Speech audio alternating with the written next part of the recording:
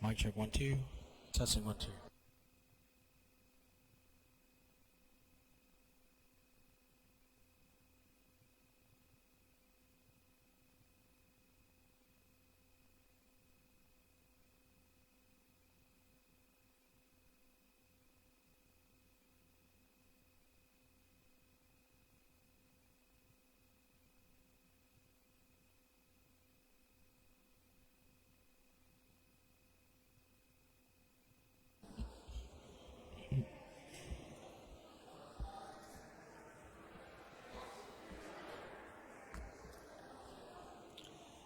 We're going to go ahead and start the next hearing, please. The Committee on Environment, Land, Agriculture, and Procurement Reform calls this public hearing to order. It is now 1:33 p.m. on Friday, June 9, 2017. Present with me today is, to my left, Senator Michael Nicholas. To his left, Vice Speaker Therese Terlahi. To her left, Senator Telina Nelson. To my right is Senator Will Castro, Senator Tommy Morrison, and probably some of the other senators just quickly ran out to get a quick bite. The purpose of this public hearing is to receive testimony on the executive appointment of Mr.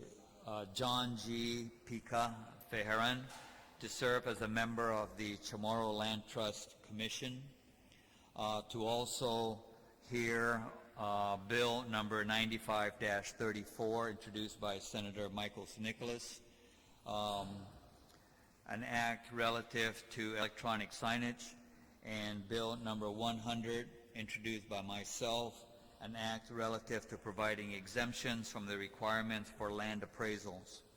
Notice of this afternoon's public hearing was provided to senators, stakeholders, and the local media, as well as published in the Guam Daily Post on June 2nd, 2017, and June 7th, 2017, thus meeting the requirements of the open government law. The committee will continue to receive written testimony until 4 p.m. on Friday, June 16th, 2017. Please address testimony to Senator Thomas Seata, Chairperson, Committee on Environment, Land, Agriculture, and Procurement Reform, and can be dropped to the mailboxes here at the Legislature or emailed to office@senatorada.org. We'll go ahead then and we'll start first with the appointment of John G. Pica Fejeran to serve as a member of the Chamorro Land Trust. But before I call up the nominee, I'd like to the director,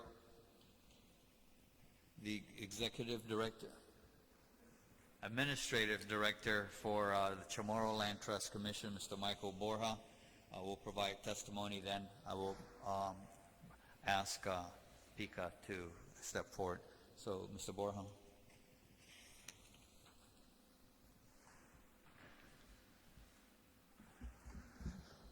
Good afternoon, Mr. Chairman, Senators. My name is Michael Borja. I'm the Director of the Department of Land Management and the Administrative Director of the Chamorro Land Trust Commission.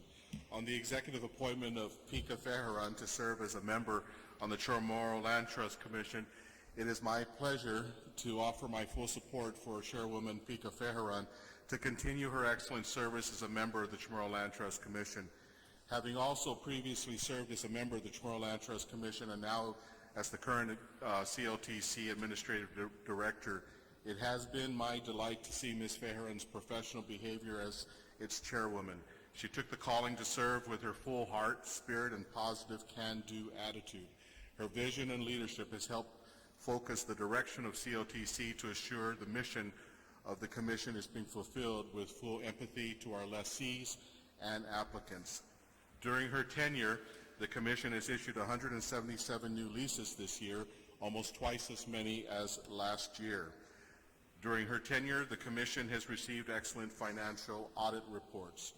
Ms. Fejeran's pure passion to execute the vision and objectives that the Chamorro Land Trust Commission was created to accomplish.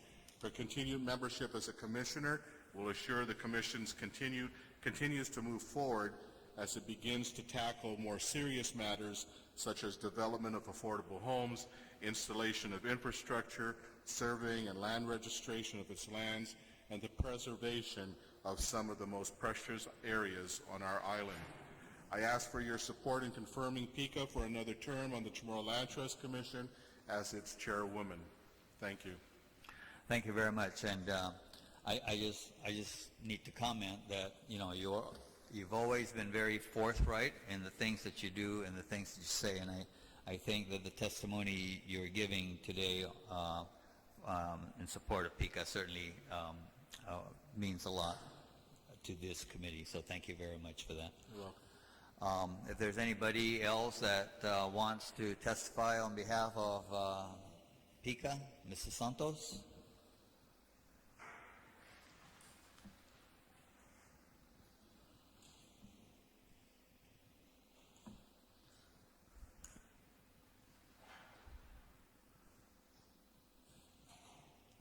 So for the record, I'm Mrs. Amanda Santos.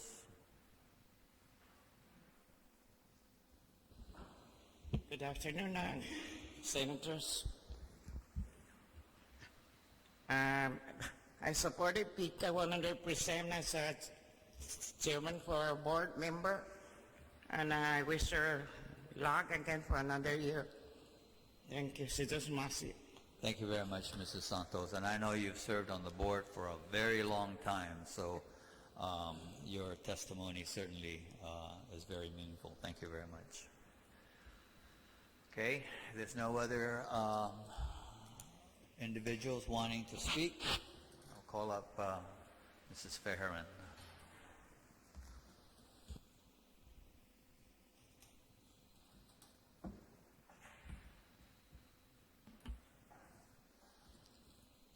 Hafide, inaanhu si Pika Feheran, damalagohu na beisaunau tatlu gi I komisyon inangakon tano tumoru pofabot. My name is Pika, and I would like to serve on the Chamorro Land Trust Commission again. I've served for a little over a year now, and in recent months have served as the chairwoman.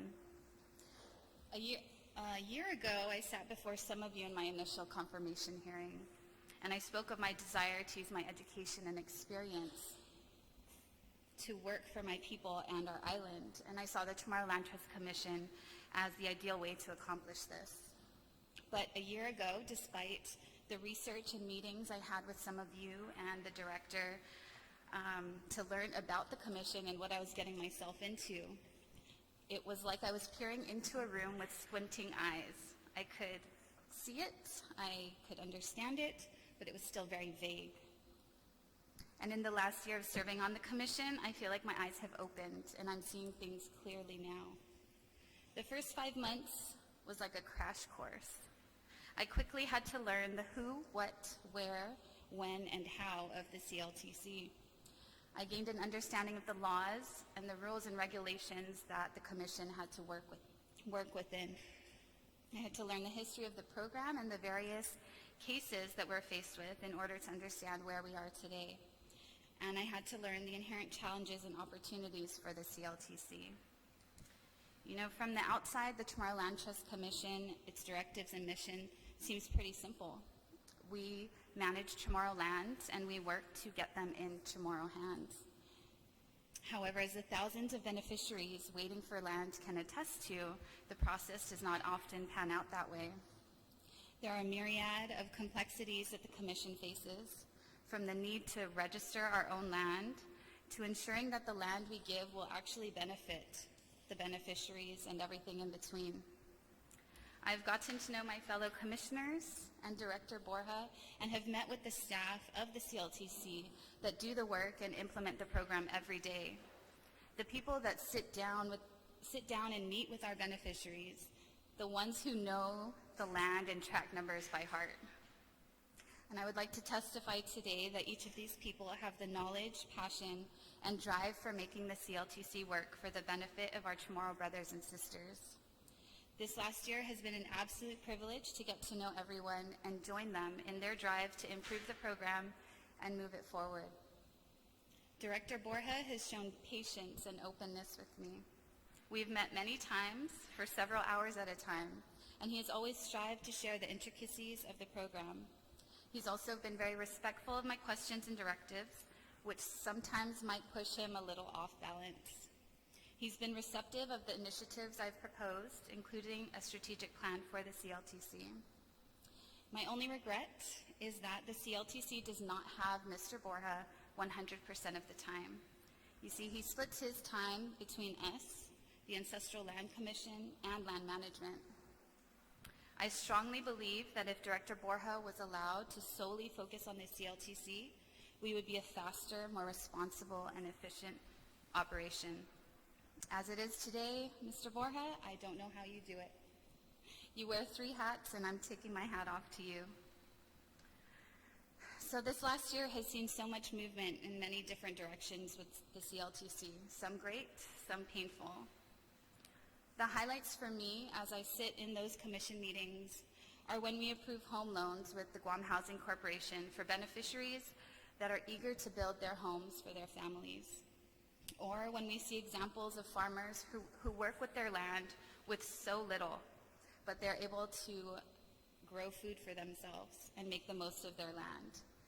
And they are why the CLTC exists, to provide opportunities for our beneficiaries.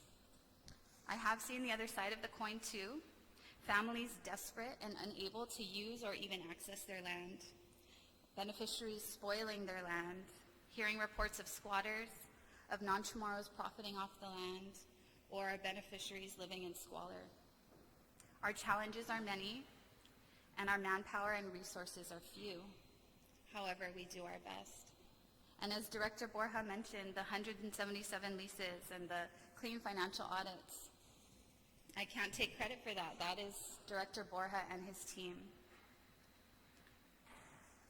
I have to admit, though, that at times the Commission has also felt like our roles are pointless, especially when we learn of a bill proposed in this legislature which takes our land in our inventory and makes decisions for it without coming to the Commission first for our consultation or to see if we had other grander plans for the land. I truly believe if we are to move the CLTC forward and accomplish our mission, that we have to work together. However, I must tell you that despite those few instances, I have felt like the legislature, you senators, are on our side, wanting the best for our beneficiaries.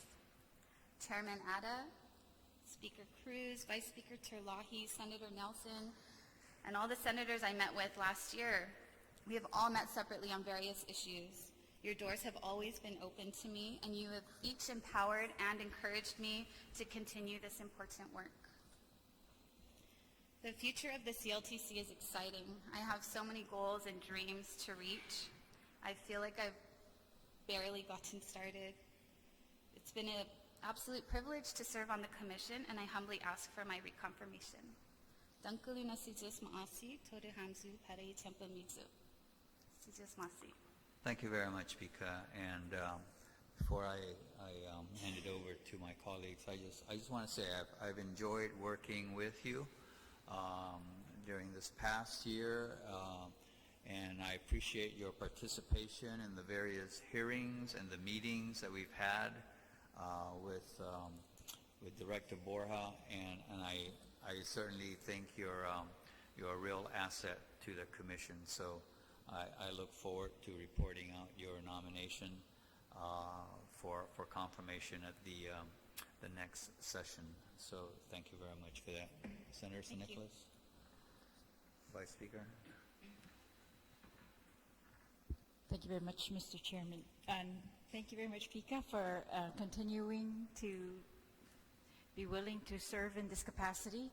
It is a lot of work, the Chamorro Land Trust Commission, and I want to commend Mr. Borja and his team and the Commission for all the leases that have were approved this year. I think that's just tremendous. It's been really a while, and it's great news. I'm glad to hear it, and I'm very grateful for your work. I wanted to know, after your appointment, are there other are there other vacancies on this board? We do. We have one vacancy that has been vacant since I started. And as I understand it, there's one or two commissioners that are looking to step down as soon as their replacements are found. All right. And do you know how many are still waiting for residential leases that signed up in 1995? I want to say in the thousands, 5,000, 8,000? 8,000. Yeah, I'm asking that because the legislature did receive this, since I've been in here, at least one, if not two, resolutions that, according to the rules and regulations for commercial leases, it's supposed to say that this land is not necessary for residential or agricultural leases, and that it's available for commercial purposes. And so that was a little disappointing to me because we still have this many people waiting for residential leases, which is supposed to be the priority of the board. And I know we've talked about this, and so I just hope that the board can continue to prioritize these residential leases.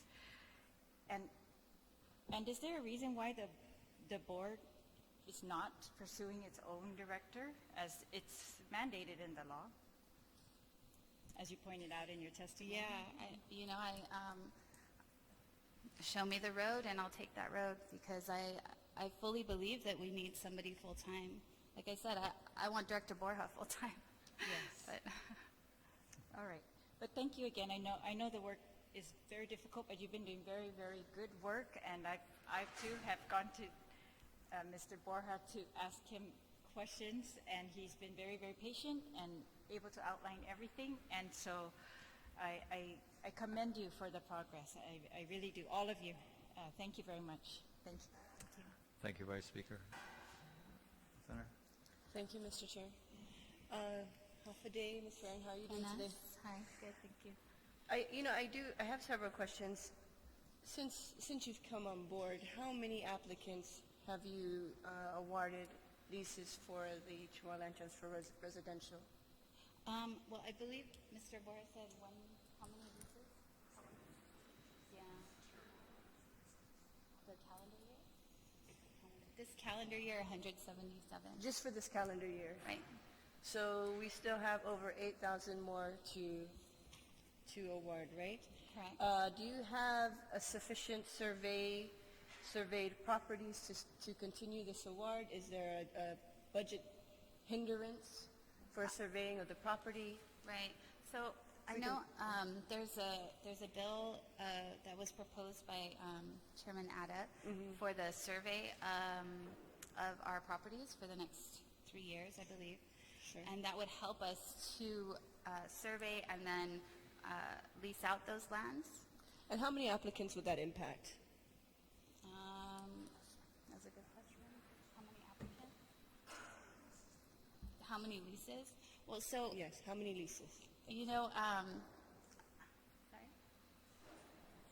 Yeah, most of them was his answer. 8,000? Yes, come forward, yes.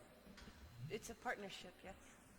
You know, I do want to say, though, that with the lands that we have today that are ready to go, those are the ones that the staff is focusing on, and that's where we're putting all the leases. So how much of the land that you have today, how many leases are there that you can distribute out? How much more? You said you did 177 this calendar year, so you still have more. How many leases can you give?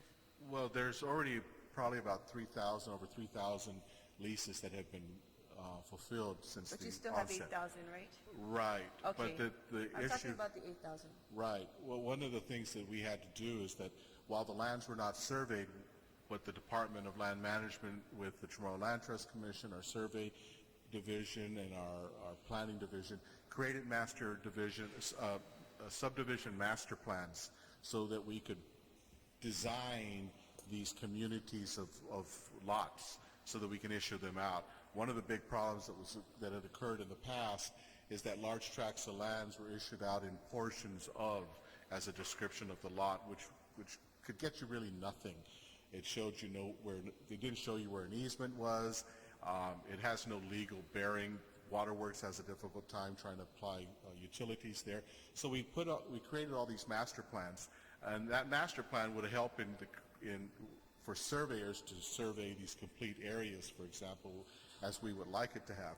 It also, if the individual lessee was going to survey their property, it gives his surveyor the adequate information necessary to determine where that's at. So the reason we've been able to issue a lot more leases recently is because we have all these legally defined pieces of land now to issue out.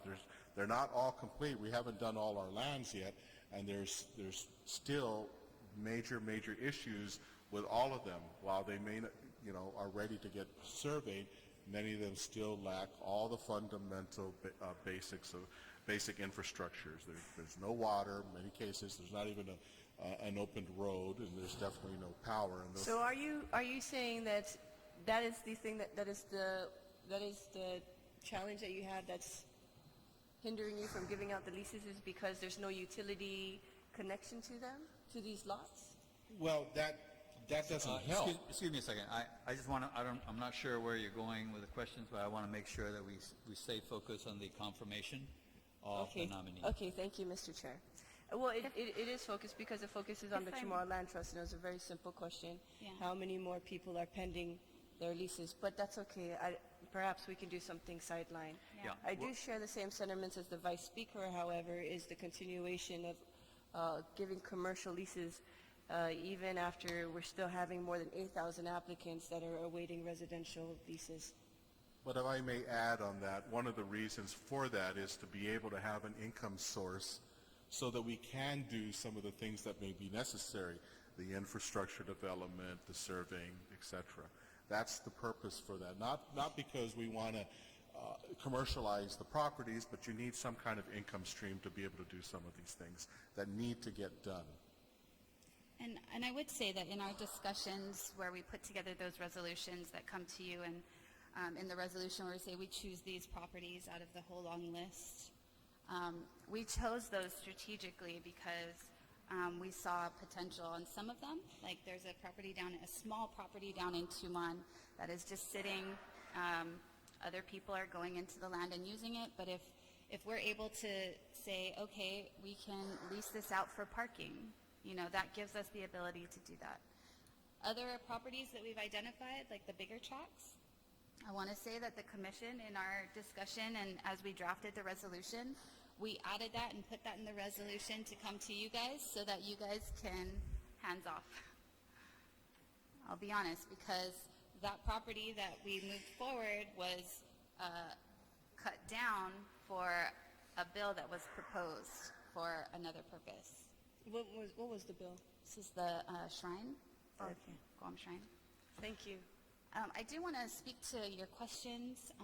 I think your questions really lead to the bigger elephant in the room, in that we don't have a comprehensive strategic plan for CLTC. Yes. And that's where your urban planning experience comes into place, right? Right, yeah, and that's really where we want to take it. Okay, very But good. again, our resources are few, and with the recent court case earlier this year, we focused our efforts to let's get this land out. Yes, thank you. Thank you for your hard work. I support your appointment, and thank you for, again, accepting it. It's not an easy job. I know you get pressures from all sides, but I know that in truth that you're committed to the people, so thank you. Thank you. Thank you very much, Senator. Senator Castro? Thank you, Mr. Chairman. I just want to enter into the record that I have the utmost respect for Mrs. Fajaran, both for your intellect and your tireless advocacy for our Chamorro language and culture. I'm particularly supportive of her nomination for exactly what was mentioned earlier, for her experience and established record of accomplishment with the Imagine Guam 2065 project. I think you have the requisite knowledge and skills to translate a strategic vision into the techniques of an operational plan. And so I hope you're able to apply yourself in the context of CLTC. So, good luck and God bless, and I support your nomination. Thank you. Thank you, Senator. Senator Morrison? That was a yes vote? Senator Spaldon? Thank you, Mr. Chairman. Yeah, not much to say, except I definitely fully support this nomination and this nominee. For those who are probably watching this live, there are several reasons, but I will just name perhaps some of the reasons. One is Ms. Farron is the 2016 SBA Woman in Business Champion of the Year. She's one of the 25 most influential women in Guam for 2017. She's been a nominee for the Magahaga Award by the Guam Business Magazine. She's one of the top 40 under 40 in 2015 and 16. She's an Industry Influencer Award in 2016. And there's so many more accolades probably that go along this list. But more than that, I think that we have a real need for some real talent. And I think just from those awards and those recognitions that Ms. Pica has definitely been given, it speaks to the quality of her capabilities.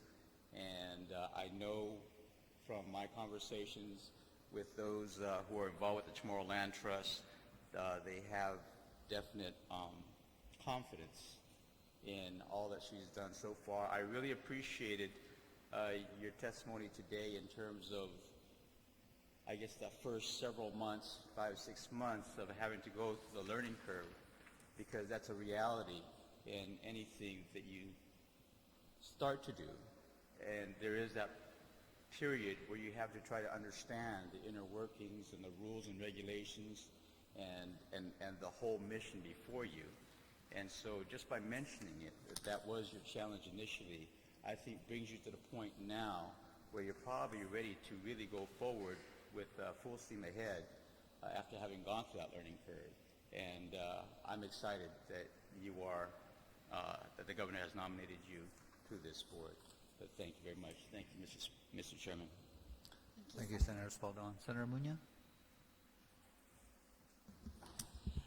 I actually wasn't going to say anything because there's no doubt in my mind when I sat here that I'd support people such as yourself, women such as yourself, or Wonder Woman, if you will.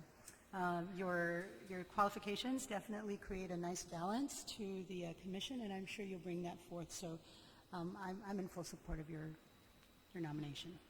Thank you very much, Senator. Senator Torres? Your professionalism is always inspiring, and I continue to support you as I did when you first appeared for us for your initial appointment. But what I'd like to request from you as you go forward is please look at those opportunities where there are leases and there have been violations of the terms, because with the limited inventory, if there's a possibility to replenish the Chamorro Land Trust inventory with those older deeds that perhaps were never realized or were violated in some way. That's what I'd like to ask you, because I think that you have the intellect and the acumen to pursue those things and kind of right-size the Chamorro Land Trust as it needs to be right-sized at this point. But Sizus Maasi and Gof Maulikaw no Fino Chamorro Pago.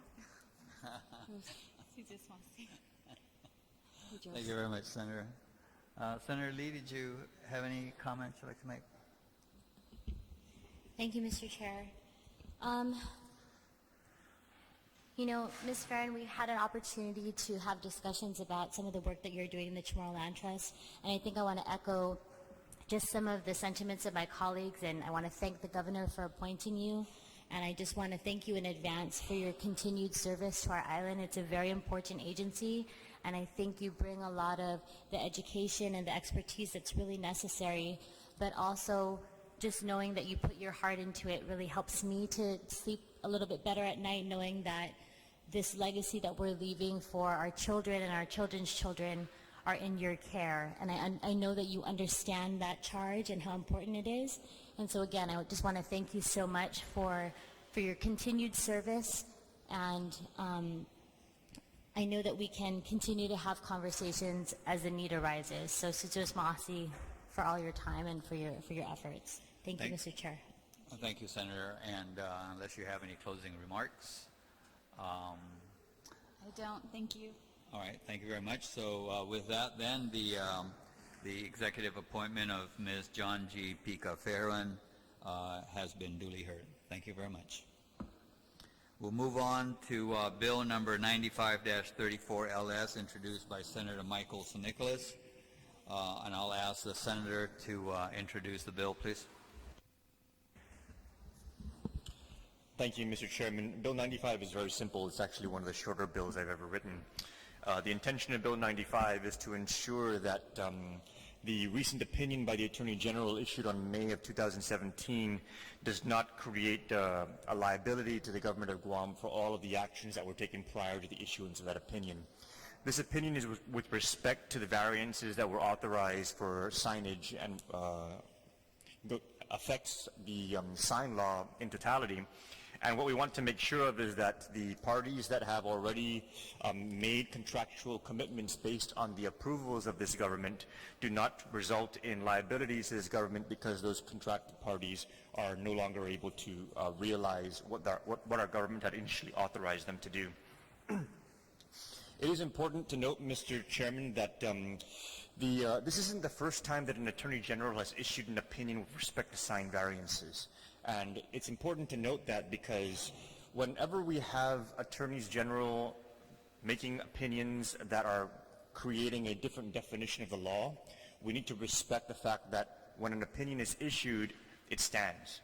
And so this opinion that was issued by our Attorney General in May of 2017, it stands until such time that the law changes. What stood before her opinion was the opinion that was previously issued on February 28, 1978. And this opinion was actually issued by Philip Jacobson, who was the acting Attorney General at the time. This opinion, all the way back to 1978, has some very, very specific statements with respect to the sign variance law. In a nutshell, there are specific sentences that read that the first question is whether the Territorial Planning Commission at the time has the authority to grant variances from the sign restrictions established by the legislature. We conclude that the Territorial Planning Commission has such authority. This Attorney General opinion has been the operative language from which the Guam Land Use Commission has been rendering decisions with respect to sign variances. And it's resulted in sign variances being issued ever since 1978, and we've seen sign variances go out for so many other sign projects throughout this island. And the interesting thing about what is written here by the Attorney General is that they have very specific language about when a variance can be issued, when it cannot be, and they spell out how the Guam Land Use Commission is supposed to do this. And so, provided that those provisions were being followed by the Guam Land Use Commission since that time up until this recent Attorney General opinion that was contrary to this finding, that original Attorney General opinion stands. And the last thing I want to do is to create a circumstance by which we're going to be having two competing opinions and the actions of our government in the interim, creating circumstances by which we may end up in court. We've seen the consequences of us not clarifying the actions of this government with respect to the YTK case down at the port, and I want to make sure that we're not going to be creating another circumstance by which competing interpretations of public law are going to be creating liabilities based on contractual obligations of the parties that were operating in good faith. The opinion of the Attorney General in May 2017 came after the actions of the Guam Land Use Commission in February of 2017, and in February of 2017, those actions actually resulted in the notice of action being issued by the Land Use Commission. That notice of action issuance was basically the authorization of this government to those interested parties that they've satisfied the requirements of the Guam Land Use Commission, and they can now go forward and proceed with establishing their businesses. The notice of action was basically the authorization of this government to go out and make your contractual obligations. And so, because the Attorney General opinion was issued in May after the notice of action was issued in February, that gap of time has created a liability point that we need to rectify with this law. And so in a nutshell, Mr. Chairman, what we're trying to do is make sure that prior to May of 2017, any variances that were issued within the context of this 1978 opinion and following the steps that were provided therein are not going to result in any kind of harm to these parties that were acting in good faith.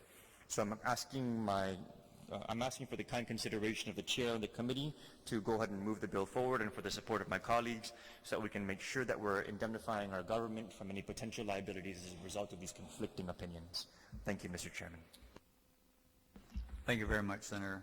I have two sign-up sheets here. The one sign-up sheet was just basically to express their position on the bill. Mr. Leonard Neal, not in favor. Kiko Crisostomo, in favor. Sanchez. Melinda Sanchez, in favor.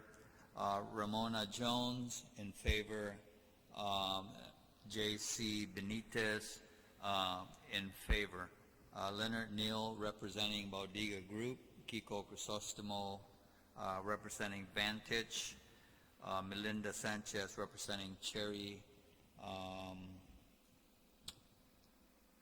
Vision.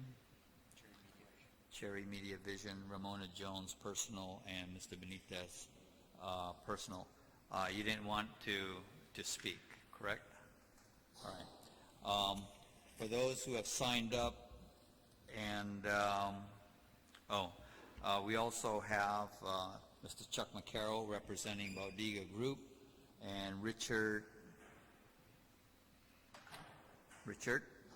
representing Baudiga Group, both not in favor, but you didn't check off that you wanted to give testimony. Is that correct? Signing up to provide oral testimony, I'm going to go ahead with Ms. Tatro. Okay. Yes. So you can step forward, please. You wanted to give oral testimony. I'm going to call up the first group that I guess Troy Williams with TV Power. You want to give oral testimony, not in favor.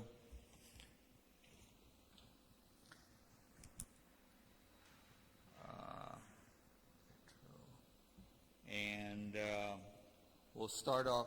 Mr. Williams, is he here? Did you signed up? You wanted to speak? Okay. So you can go ahead, and I'm going to have this panel first, and then I'll call up the next group. So, well, actually, let me go ahead and call up Chris Morato, Ricardo Duenas. That's Mr. Williams. You can go ahead and take a seat up here. Mr. Borja, and okay, go ahead. So I'm going to start off. I'm going to go ahead and ask Mr. Borja to start off with the Department of Land Management, and go ahead and provide your testimony. I know that the chairman for the Guam Land Use Commission also provided his testimony. Do you have that? Would you be willing to read that into the record, please? Again, good afternoon, Mr. Chairman and Senators. My name is Michael Borja, the Director of the Department of Land Management and also the Executive Secretary for the Guam Land Use Commission. I'd like to start off with a letter from the Chairman John Arroyo, the Chairman of the Guam Land Use Commission. Dear Senator Atta, thank you for allowing me to submit written testimony on Bill number 95-34 as I am off island. I fully support Bill 95-34. Electronic signs have been in existence on Guam for a great many years. There have been no auto or pedestrian accidents attributed to these signs. They provide both economic and public benefit. They have created a new industry which has created jobs and contributed to the government coffers through the payment of fees and taxes. They promote public safety and welfare through the public service announcements which are displayed free of charge. In all Guam Land Use Commission meetings where applications for this purpose were heard, there has never been negative comment or disapproval from the public. In fact, the opposite occurs. In a recent meeting, an officer of the Guam Police Department representing Guam Crime Stoppers pleaded with the Commission to approve such an application because of the good they do in alerting the community of dangerous individuals at large and Amber Alerts. I would also support any legislation that would update our sign laws to be more in tune with current communication technology or grants that grants the GLUC the authority to approve such variances. It has long been recognized by previous legislatures and others that the law is antiquated and in need of updating. I had the pleasure of participating in a roundtable discussion on the sign law with Senator Michael Limtiaco and serving on the GVB subcommittee, which through the efforts of the subcommittee, as a subcommittee member, drafted legislation for sign regulation in hotel zone designated areas. This bill makes legal signs currently in existence and those recently approved by the GLUC, but more importantly, it recognizes the need to modernize our sign law so as not to impede legitimate businesses that are socially responsible, both good for our economy and the general welfare of the public. And it's signed by John Arroyo, the chairman of the Guam Land Use Commission. In my testimony for the legislature, it's quite simple. Concerning this law, we made some recommendations on the addition to just delete the word electronic, but as you said, Senator San Nicolas, what we're trying to do is just correct what the existing Attorney General had said about her, in her opinion.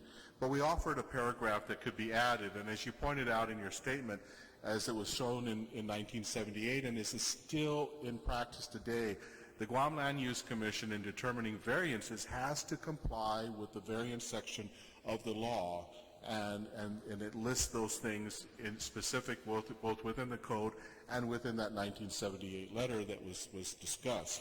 And that is to add a paragraph to section 61541 and new paragraph E to read, the Guam Land Use Commission shall be authorized to grant variances to the sign law pursuant to section 61617 of this chapter. It's that section 61617 that discusses what those variances, the conditions that a variance can be approved on. And it's quite specific. It's the same kind of set of variances that the Guam Land Use Commission has to consider when doing other things that are even more greater in magnitude than approving signs, such as approving density, approving height, approving even setbacks on the lots. So this is an issue in which, the Guam Land Use Commission at the time it took action on these bills, these two applications, had actually waited for a while because we had been seeking to just have some further advice from, at the time, our legal counsel, and had not received it. And so we proceeded forward, and again, we went with strict application of this specific area. Now, I do want to just, for full disclosure, mention that one of the commissioners did recuse himself on every meeting and discussion in which a sign variance came up because he, too, was going to be a potential applicant for the sign variance. And in full disclosure, he was one of those applications that the commission approved and then is currently on hold. So we do support the intent of this legislation with some suggested language to be modified, but we do stand ready to assist in other matters and in further discussions and in any kind of development of updating these laws. Just as a matter of course, the only time the sign law had been updated since its inception was to do discussion on political signs, and that section was quite lengthy. Thank you. Thank you very much, Mr. Borja. Ms. Linda? No, press the button, please. Okay, thank you. I'm Linda Tatro, a resident of Guam for 27 years and a founding and active member of Save Southern Guam Incorporated. I went to the old legislature building. It's a good thing I left home early.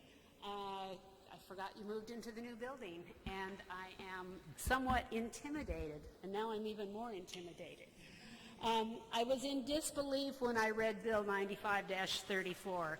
It is my understanding that the Guam Land Use Commission Their responsibilities are to uphold existing laws, not create new laws. The questionable actions of the Guam Land Use Commission came to my attention with variance approval for the Pago Bay Towers. The approval of electronic signs, clearly against existing law, goes beyond the defined powers of the Guam Land Use Commission. Bill 95-34 says to the Guam Land Use Commission, it's okay, do whatever you want, we've got your back. The Guam Land Use Commission calls the current sign regulations antiquated. The authors of this bill, Senator San Nicolas, Senator Atta, Senator Castro, also call the laws antiquated. Does this mean that a few people can ignore the law because of their personal opinion? Has it occurred to you that the creators of the existing laws foresight to realize that Guam's beauty lies in our beaches, our mountains, our rivers, our jungles?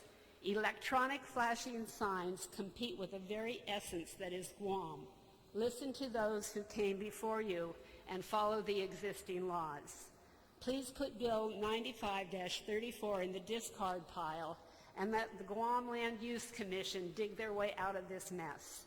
The actions of the Guam Land Use Commission are so wrong that Senator Frank Uggan has introduced Bill 109-34 to temporarily abolish the Guam Land Use Commission. Thank you. Thank you very much, Ms. Tatro. Next on the list, Mr. Chris Morato. Good afternoon, Chairman, and good afternoon, fellow senators. My name is Christopher Morato, and on behalf of my family, my partners Bobby Sashdev and Matthew Beck and their families, and our company, TriVision Media Group, I'd like to thank you for this opportunity to testify before you in support of Bill number 95-34. Our company, TriVision Media Group, is an outdoor advertising company that owns and operates the electronic display at the Camacho property in front of the Coast 360 Bank in Tamuning. I'd like to start this afternoon, Senators and Chair, with a brief personal history for myself and a history of my company. I myself have grown up here in Guam all my life. I've lived here, I love this island, I love our community. I've attended some of the very same schools that you all have attended. I went to Armin Loop Elementary School, San Vicente, Bishop M. Gardner, and finally graduated a proud friar from Father Duenas Memorial High School in 1990. My wife, Doyan Morato, has lived here all her life as well. Proud attendant and graduate of St. John's. Both of us have worked here, opened and operated our small businesses here, and we are both proud to say that we have been contributing and law-abiding members of this community. Our company, TriVision Media Group, started way back in 2002. By three local guys that had an idea to bring a new, exciting media technology to our island. We realized that in order to bring this technology to Guam, we would need the help and guidance of our government leaders. And that's exactly what we set out to do. We went to this government and asked a simple question. How do we bring this business to our island responsibly and legally? And the answer was very clear. Go to the GLUC, the Guam Land Use Commission, to get a variance. And that's exactly what we did. On March 18, 2002, we submitted our application for variance to the GLUC, and we did exactly what the government required us to do every step of the way. We were reviewed and approved by the ARC committee, which consists of agencies such as Guam Power Authority, Guam Waterworks Authority, Guam EPA, Department of Public Works, to mention a few. We had to notify the public about our intentions to operate our business in their villages. We also had to have a public hearing to answer any questions or comments that the public had. We also had to get approval from the mayor's office and the municipal planning council of the village in which we were going to do business in, and that's what we did. We got the building permits, the business licenses needed to operate legally on this island. And after 2 long years of government approvals and proving that our business was viable, safe, responsible, law-abiding, and beneficial to the community, we were approved and granted a lawful variance and notice of action, which was recorded on April 2nd, 2004. Based on this very variance, we invested hundreds of thousands of dollars in capital and countless of hours of work in order to build and grow our very small business. We started operations in April of 2004, which is over 13 years ago. And we strive every single day to be responsible and law-abiding members of our community. And we make sure that we're responsible members of our community by doing certain things in our business. I'd like to list a few of those practices now. The first one is the obvious one. For over 13 years now, we've given companies and government agencies of all sizes a legal and affordable platform to spread their messages about their products and services, which draws customers to their businesses, keeps their doors open, employs their employees, pays their taxes, and helps the government provide public services. We also make sure that we vet the advertising that goes up on our display very carefully to make sure that they're tasteful and they don't offend any community member in any way. We make sure to maintain our display at the highest standards. We hire local companies, local service companies to monitor our display 24 hours a day, 7 days a week, so that if it ever breaks down or any damage occurs to it, we repair it at the same day. We have a very strict vandalism policy, which states that if any vandalism occurs to our structure or display, we clean it up the very same day. We do all this to make sure that our displays look good, our display looks good for the surrounding community and never becomes an eyesore. A really big part of what our company does also is provide free public service announcements to government agencies and nonprofit organizations throughout our community. The way this happens is that we consistently go out and offer this free service to these agencies and organizations. And if they accept, we give them a worksheet that shows them how to create the ads to be effective on a display. If there's any questions, they can come and ask us, and we're happy to answer those. Also, if they need assistance in creating those ads, we provide that assistance also for free. We've taken it upon ourselves to do a simple audit report for a period of 10 years, which spans the year of 2006 to 2016. And in this report, which I'll submit as part of my testimony here today, it shows that we have given over 4 million free advertising commercials to nonprofit organizations and government agencies. That equates to 1,154 free commercial spots every single day. One of the most recent examples of effective PSAs we do was the recent Amber Alert regarding the individual that claimed his car was stolen with a very young child still in it. And as a father of a beautiful 2-year-old baby girl, I could just imagine the pain and panic a father must go through in that situation. We were the very first media source that was able to issue an Amber Alert that showed the victim's stolen car's license plate to the public on the road at that time.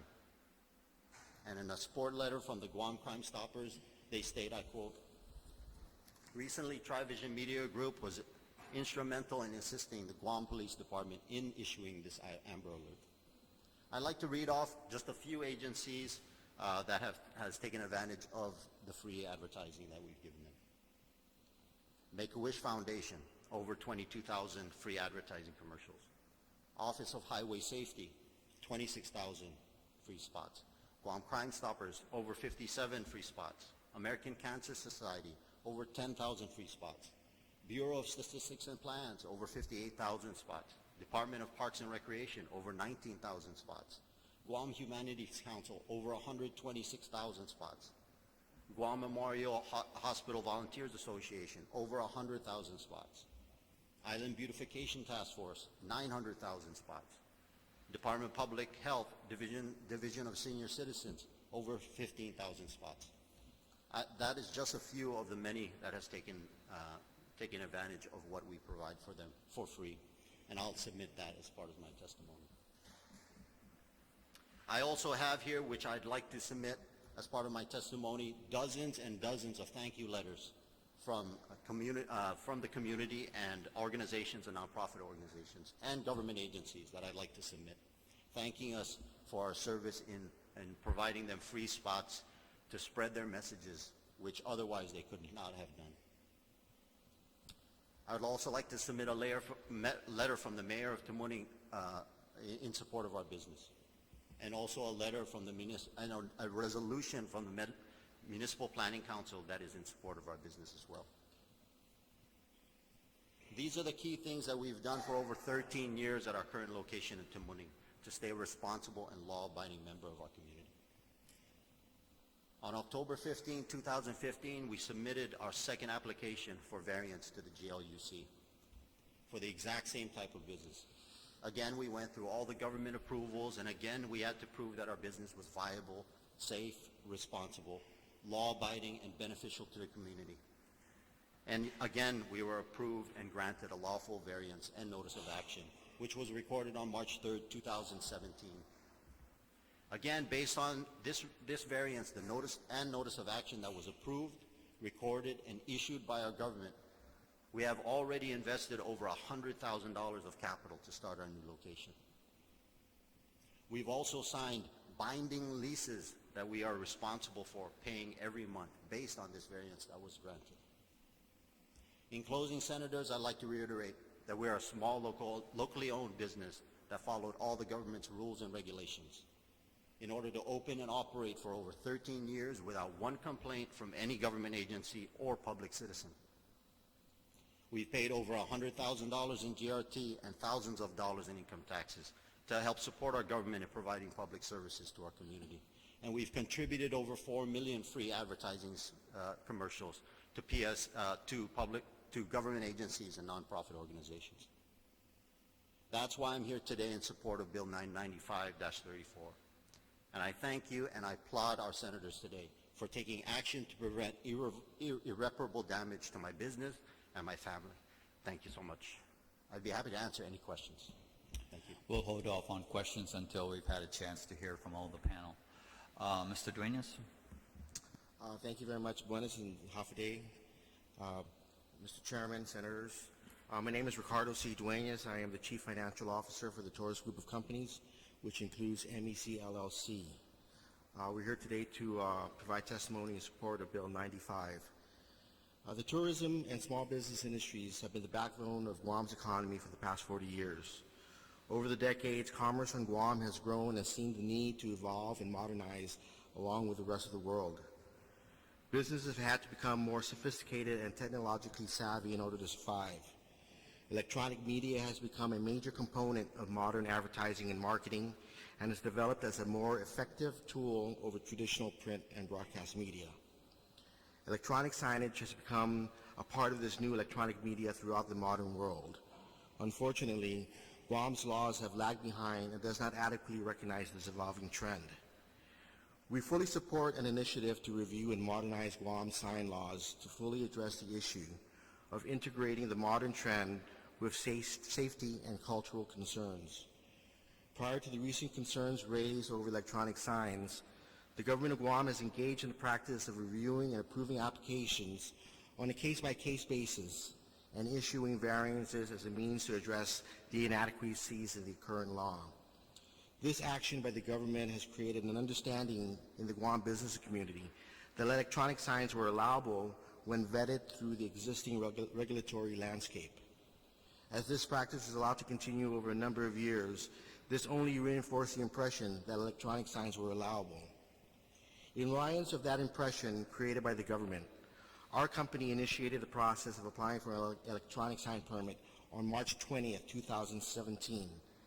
Prior to undertaking that lengthy and involved process of studying and designing the appropriate signage in accordance with the parameters of existing approved signs, we have secured property and signed leases. We have engaged surveyors and engineers, procured sources for the production of these signs, and begun the application process with the various regulatory agencies required.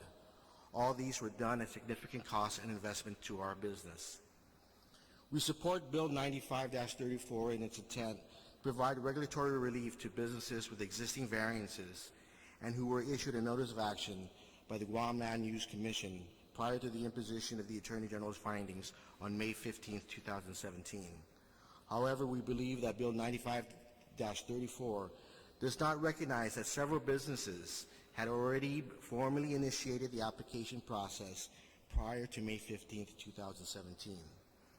The process to obtain an electronic sign permit is lengthy, and while the process may culminate with the Guam Land Use Commission, the process actually begins with several other government agencies.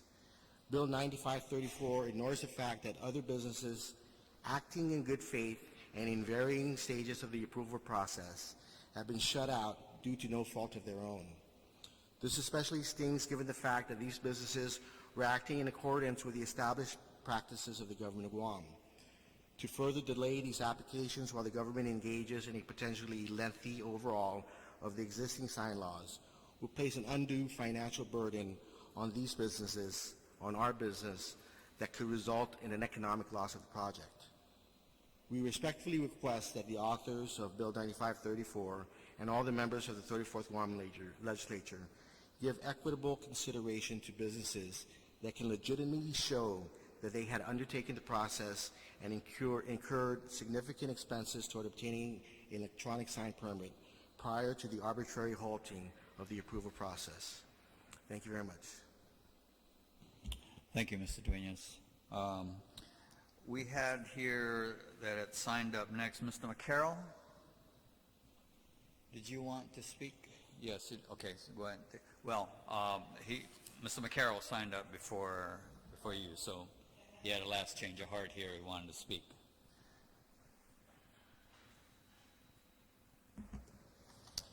Hafa Adai, Mr. Chairman, Senators. Thank you for the opportunity to testify here today. So identify yourself for the record. My name and the is- agency you're representing. My name is Chuck McCarroll, and I'm representing the Baldiga Group. Okay.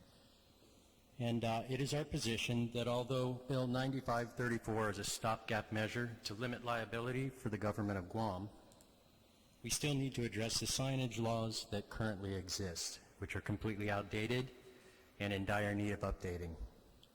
Perhaps clarifying, defining, and adding provisions for the inclusion of electronic signs would be in the best interest of all. While we realize that the determination on how to treat advertising, billboards, electronic and otherwise, lie in the hands of the legislature, we feel that as a business enterprise, we should be given the opportunity to share our views. With regard to Tumon, it is our position that the businesses such as ours, who have substantial investment in Guam in the tens of millions of dollars, together with our planned future investments in Tumon, should have the legal right to incorporate electronic signage on our properties that promote our businesses.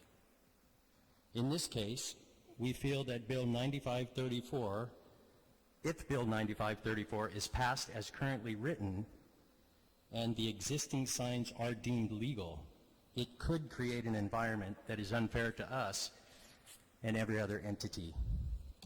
It is only appropriate moving forward to rewrite the current signage laws to allow businesses with substantial investments in Tumon and fair opportunity, a fair opportunity to compete and bring our landscape into the modern electronic age. With this in mind, we do hope the legislature will take measures to bring forth legislation to update the current signage laws and address and define the terms of electronic signage. Thank you. Thank you, Mr. McCarroll. And just for the information of the panel that's here, this certainly, Bill 95 addresses the issue at hand. My staff right now is in fact working and researching the parameters for digital sign law, and then after that updating the antiquated sign law in general, but the immediacy is with the digital sign law. So just for your information, that is work in progress. Thank you very much, Mr. McCarroll. The next one that has signed up is Mr. Troy Williams, and identify the agency that you're Certainly representing. Good afternoon, Chairman and Senators. My name is Troy Williams. I run a company called TV Power and also work with the Visitors Channels and with Big Media Group, which is a part of the Baldiga Group of companies. Just get a little bit of distance from him. Sorry about that. It's clear that the existing signage laws need to be updated in regards with the ambiguities to electronic or moving signage. I think this is something that we all can agree on that. I think what I'm struggling with as a small business owner, And I've been in competition with Bobby's company for a number of years, and they're great guys. They do a good job at what they do. They've got a good company. It's just that we need a fair playing field for all the businesses out there. We need everybody to be playing on the same court with the same rules. And if we push through with this agenda that's being presented to us now, we're essentially creating a monopoly for a period of time until we can rewrite laws, so we can change the way things are being done. And I think that there needs to be a balance of fairness between the approved businesses and the other existing businesses out there that would like an opportunity such as this. I'm not certain if there's a way to zone it in regards to Tumon and the existing ITC sign that's been in business for a number of years. There was a sign in Tumon before that was operated, which has since been shut down. And I don't know if there's a way to take it and maybe say there's two different zones, the hotel zone, the one that applies towards tourism, separate from the one that applies towards predominantly the local market. So, in essence, I just feel we need a fair playing field between all the businesses out there. We all need the same shot at the same opportunity. And if we create a law that gives an advantage to other groups, we're really creating a monopoly for just a certain number of people and not allowing the other businesses to compete fairly. Thank you. Thank you very much, Mr. Williams. And that completes the folks who have signed up to provide oral testimony. So at this time, I'm going to go ahead and open it up to the sponsor of the bill, to the co-sponsor after him, to go ahead and ask any questions that they may have. So, Senator. Thank you, Mr. Chairman. Just wanted to clarify, because I'm kind of hearing, I want to make sure I'm hearing the right thing. Mr. Morado testified as to the existing challenges from the recent AG opinion. Mr. Duenas, Mr. Williams, and Mr. McCarroll, your concerns of 95 aren't that you're oppositional to electronic signs. Your concerns is that you want to make sure that there is an authorization for those kind of entities to exist, prospective to May, not just the ones limited up to May. Okay. And so if the reassurances from the chair are in place that a comprehensive rework of the law is in process in order to consider that action, would there necessarily be opposition to Bill 95, or is that Bill 95 opposition more so under the pretense that assuming that there's not going to be any future authorizations? Just to clarify, we are in opposition. We are not in opposition to Bill 95. What we feel that it needs to go a bit further because it only address those entities that already have a variance or have been given a notice of action by the Guam Land Use Commission. Given the fact that the process is a long process, when Mr. Borja spoke as far as how the variances are vetted, he mentioned how there's a long list of requirements that have been put in place over the last few decades, not just the permitting, but also taking a look at the composition, the construction, the safety, traffic considerations, and everything else. So there is a long process for the current process that begins way before it even gets to a vote with the GLUC. Our concern is because of that lengthy process, an entity such as ourselves has already invested a lot of money. We've invested a lot of time.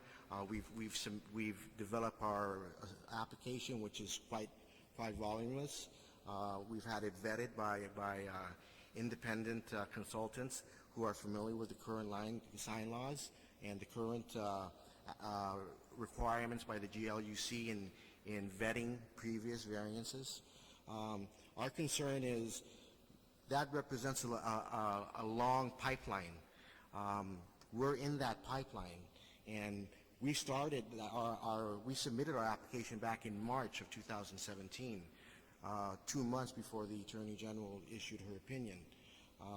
We've invested a lot of money, and we feel if we're going to choose an arbitrary date, then we should look at a date of who has actually submitted applications, who are currently in the pipeline, and give considerations to those businesses as well.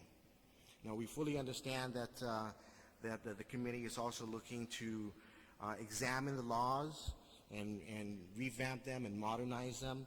Unfortunately, we don't know how long that process may take.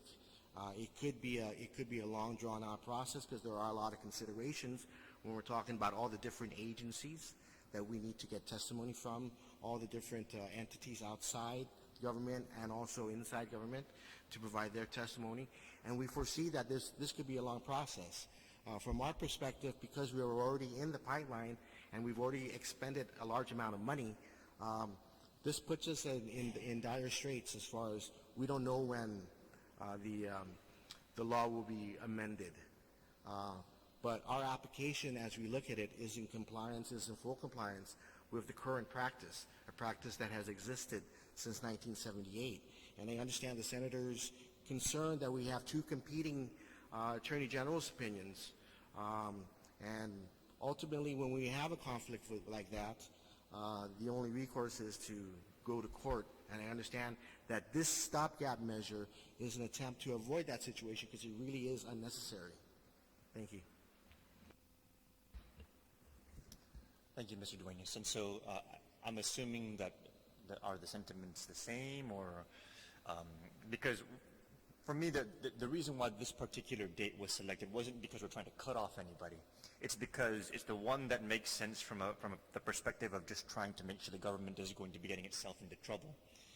And the reason why this particular date was selected was because that was the date the AG said no, but it was after the date of things that were already approved.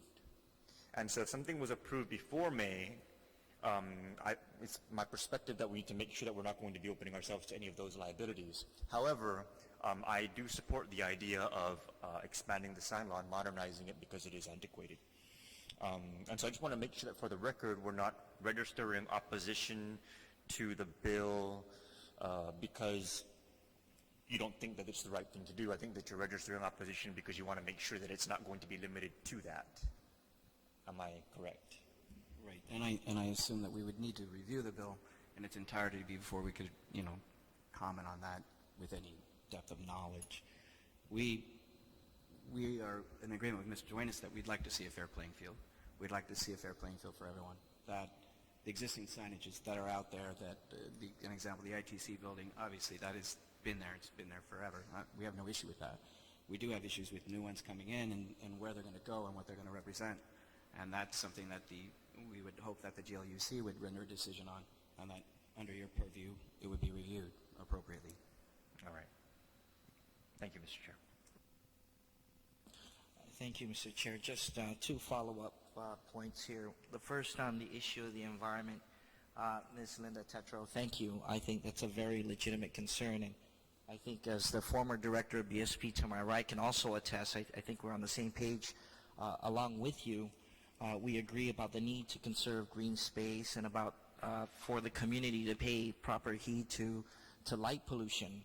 But it's not our intent, at least for myself and maybe even the co-authors here, to negate those concerns.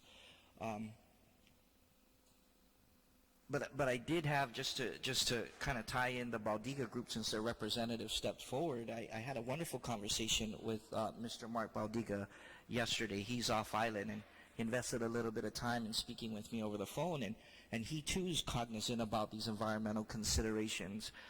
But he did tell me, without any doubt, that he acknowledges and embraces the need to look at the advances in technology. Another member of the panel also talked about the evolution of marketing and other modes of communication. So that was my follow-up comment to your concern about the environment and green space and light pollution. And then I think the other concerns that were raised here by the panel with respect to wanting to have a level playing field are also legitimate.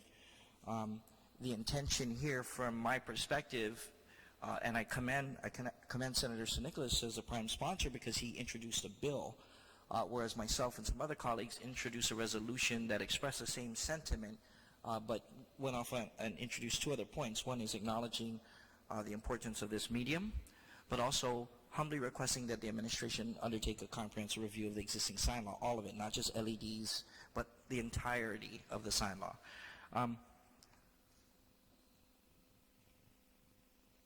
my intent as the co-sponsor was in direct response to what I was hearing in the media and the fact that these families and these persons with vested interests were being threatened. My intent, and I'm sure it's underscored by the prime sponsor and the other co-sponsor, is to protect those with vested interests. In the event that an outside authority outside of this body should step in and unilaterally revoke that or put an end to that, I'm not going to discount the intent or the vision of the original sponsors as far back as the 15th or 16th Guam legislatures. But I can't chance to see that happening, that you would jeopardize their investments. They didn't pop up. This is not an overnight operation. These folks have been here for 10 years, and some are in the pipe. So there's legitimate concern about the time that we did put in the bill, and I'm sure we'll debate that on the floor, and the chairman here will consider that fully. I'm not thoroughly familiar with all the laws concerning signage or the peculiarities associated with the regulations that govern such things. But what I did know when I was driving and I was hearing about the AG's letter, and then my colleague coming out calling for a halt for all activities, I thought that was not only unreasonable, it's just outright wrong. And so I just wanted to be clear with Ms. Linda Tetro and with other folks here about my intent as a co-sponsor. It's to protect the interests of those who are already vested, and going forward to give due consideration to a comprehensive plan that would preserve green space and mitigate light pollution. I agree with you 100%. You're not going to get any opposition in that respect. But I will not leave them to chance that they would lose that kind of an investment. Now there's debate, and I'm sure it'll occur on the floor, Mr. Chairman, to the concerns of some of those who may not be covered by the date specified in the proposed legislation. But Director Mike Borja did submit and I have a copy of his letter, some proposed amendments to the bill that I think may also address that. And so that's my contribution to the discussion, Mr. Chairman, and I hope I'm clear on my intent. Thank you very much. Senator Vice Speaker. Thank you, Mr. Chair. Thank you all for being here, and especially those who testified. This is a very unique bill in that some of you have recognized that this bill is very specific. It makes legal something that the Attorney General has said is illegal, actions by an agency that the Attorney General has said are not valid, that they are void, and this bill proposes to make these legal for particular cases. And I think we need to be very, very careful when we do this type of law because, as you say, yeah, if we have issues with the sign law, let's deal with those because dealing with particular cases brings in all kinds of other issues. So I've heard, I just want to put on the record, the AG is defending the policy of the government of Guam, policy that has existed for many years. And so some of you claim it's outdated, but it's existed for many years, just like all of our other laws. And everyone in Guam is relying on the Guam Land Use Commission to follow the law, and that's what we want it to do, to require that everybody does that. And they're a regulatory agency, part of their duties, and I read both of the Attorney General opinions that have been cited, and I actually read them to be consistent with each other. Both of them say variances are allowed under certain conditions, and both of them say these conditions have not been met in their particular cases. And so I also think that's very important. They both say that the policy that's been set by the people of Guam for these many years it prohibits signs adjacent to roadways except as expressly permitted. In commercial zones, signs are limited to non-flashing and non-moving. Specified size. They must indicate the name of a person or the type of business occupying the premises or the name of the building. And that's something that Mr. McCarroll testified. And so it's not clear that all of you agree. I mean, it sounds to me like some of you want to remove all of these limitations, not just whether to allow electronic or non-electronic, but you want to remove the requirement that whether, you know, this is a suitable exception to the roadway or next to the, adjacent to the roadway, or to remove this provision that says it should be on the business occupying the, it should advertise the business occupying the premises or the name of the building. And I know this has been a source of contention for businesses for many years, but it's not resolved, so the law still stands. I mean, the contention's not resolved, so this law still stands. And you need to, very directly, I say, advocate for changing of which of these provisions do you want changed. The AG also said there's also a hotel resort zone, and she quotes, "It is intended in view of the unusual visual exposure that adverse visual influences such as excessive signs, inappropriate lighting, and open storage shall be prohibited." So I agree with the testimony earlier that when we say it's outdated, which particular provision of this is outdated? I mean, it's policy that had very, I think, defendable, legitimate reasons behind it. Safety is one of them. Our hotel industry was another one of these, and so I agree that if we're going to review our sign law, we should do it with these considerations addressed one by one, or at least addressed directly. They say that when a variance is granted, it must be in harmony with the law, and both AG's opinions pretty much said that the requirements of our variance laws, and I'm sure those of you who have applied during this process are very familiar with these, that these are very, very strict. And so they're very strict. If we don't agree with them, then let's talk about that. But I don't think we should just condone the Guam Land Use Commission allowing something that's contrary to law. I don't think that's a precedent that any of you want, because and we can't control, once we grant this exception or we change our policy, we can't control the content. Some of you are testifying as to the content, or that your businesses have provided nonprofit or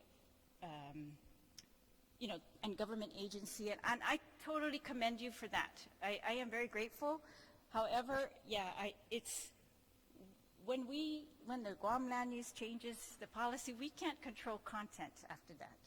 I mean, unless they're putting that in, and then I think you're going to have legal issues with controlling our Land Use Commission controlling content, except as required by the law.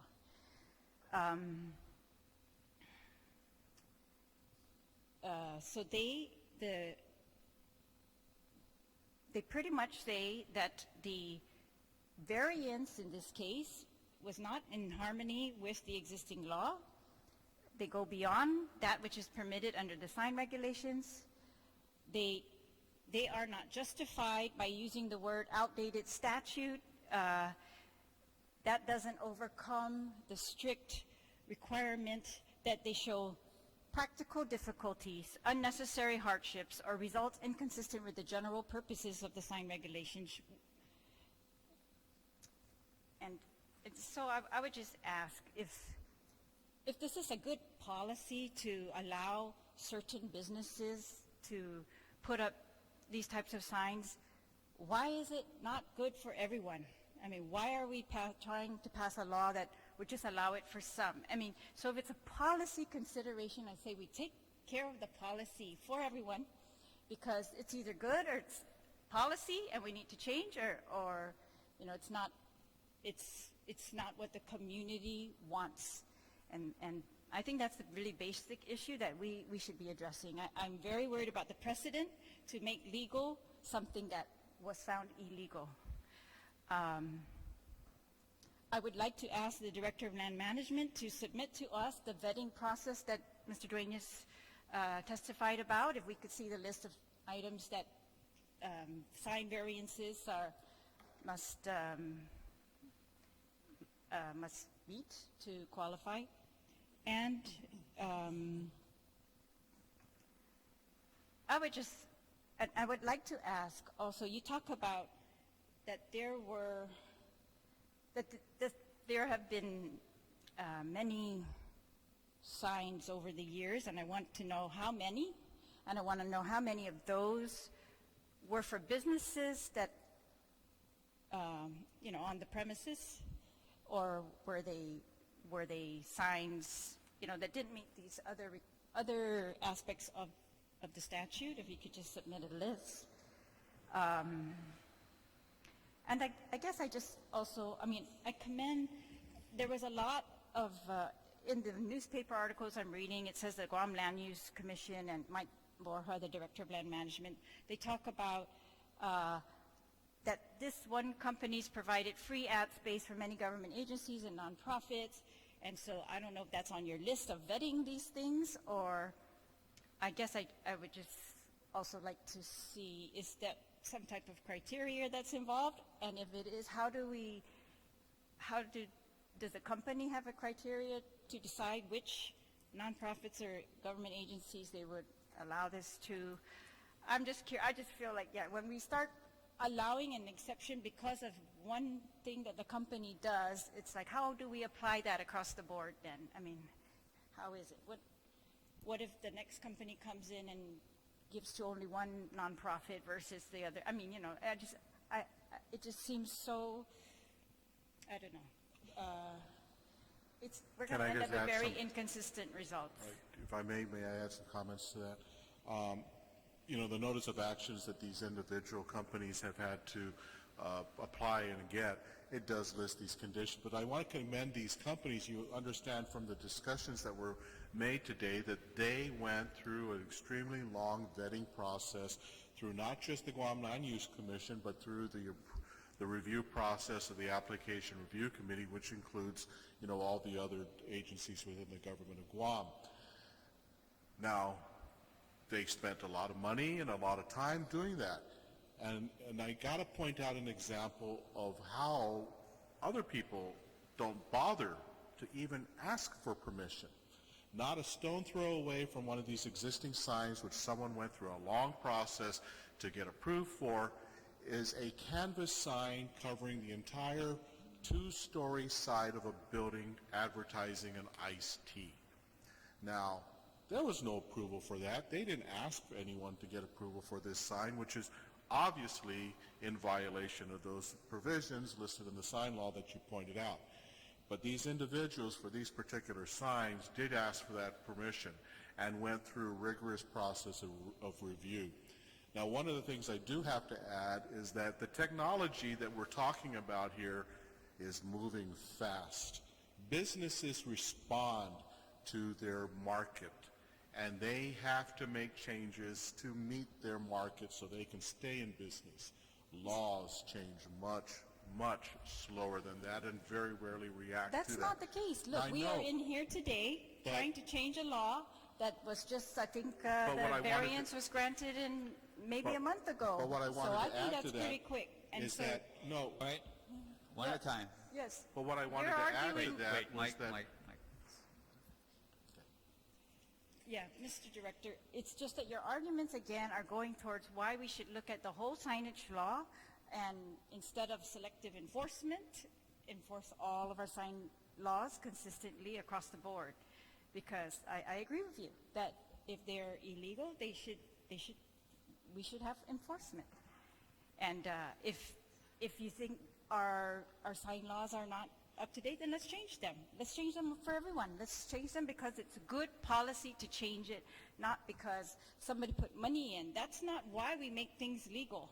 That is not the policy behind making something legal. It should be because it's good policy.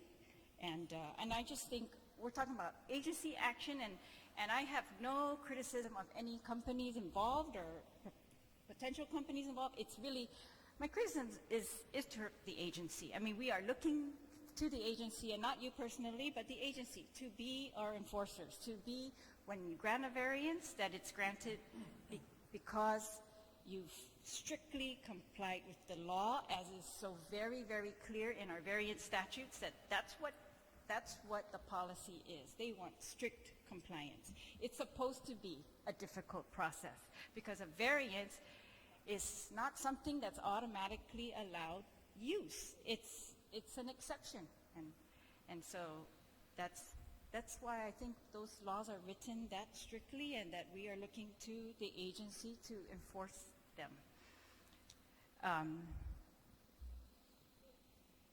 And so I thank all of you, and please don't take this personally. It's nothing personal. I just feel like if we are going to change laws, let's do it fairly. Let's apply them consistently across the board. Let's hold our agencies accountable to doing the same.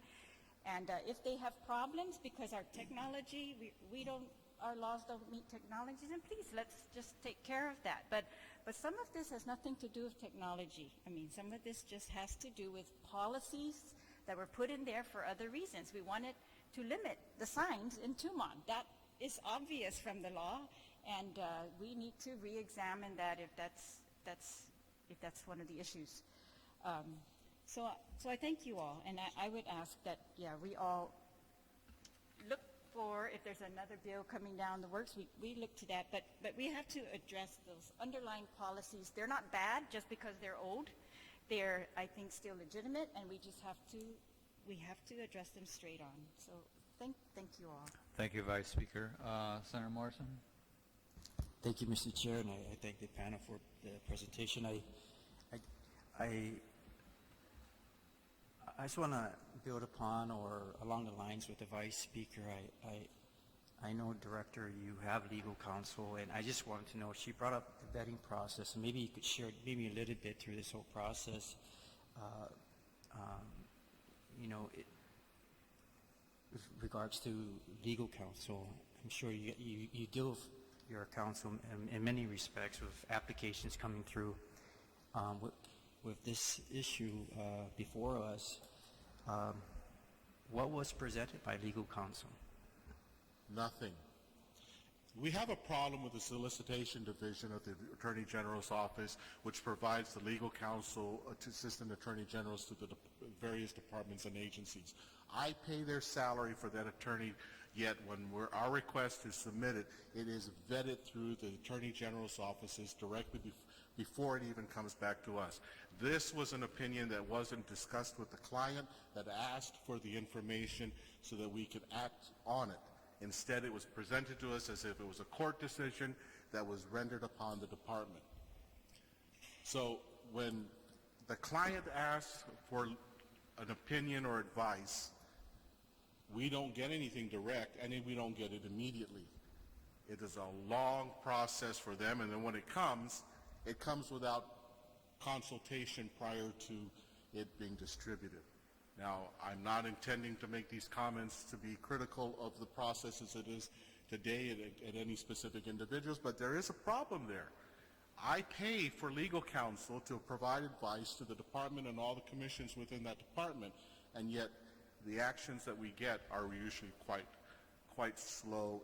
And like I told you earlier, we stopped everything for a moment, for a period of time, waiting for this information to come, but it doesn't come. Now, we do have different legal counsel today than what we had just earlier this year. And, I guess it's an individual way of doing things, but what we still have is this process. And it's really, I think, not a real good process. I mean, all the agencies and departments need to have the legal counsel because there are a number of things we have to deal with, but we would prefer that we get the, as a client attorney kind of discussion rather than, it having to go through the Attorney General just to be vetted before it's given back to us. But in this case, we asked, and it didn't come. And so then we moved forward with these applications, and at the time when we presented it at the commission meeting, the at that time then, the legal counsel presented her advice, and the council then said, or the commission then said, well, we thank you for your advice, but we're going to move forward. And they took a vote, you know, so the members all decided to you know, take her advice. You know, they voted, and their vote showed whether or not they accepted that advice or not. In this case, the motion passed. Thank you, Director. Thank you, Chair. All right, thank you, Senator. Senator Lee? Thank you, Mr. Chair. I think from the comments of the panel and some of my colleagues, we can all agree that we need to address the signage law, whether it's antiquated or not. This is a concern that I think everybody in this room agrees that we need to address. I want to thank you all for participating today, but I also want to thank you in advance for participating in the conversations that will come. Hopefully, if Senator Atta and his team is able to put together some draft legislation, we can make sure that it addresses all of the things that have kind of come up today. I do have some questions for Mr. Morato, Mr. Duenas, and Mr. Williams.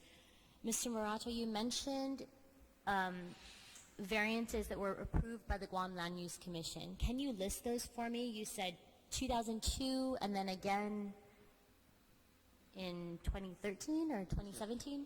Yes, thank you, Senator.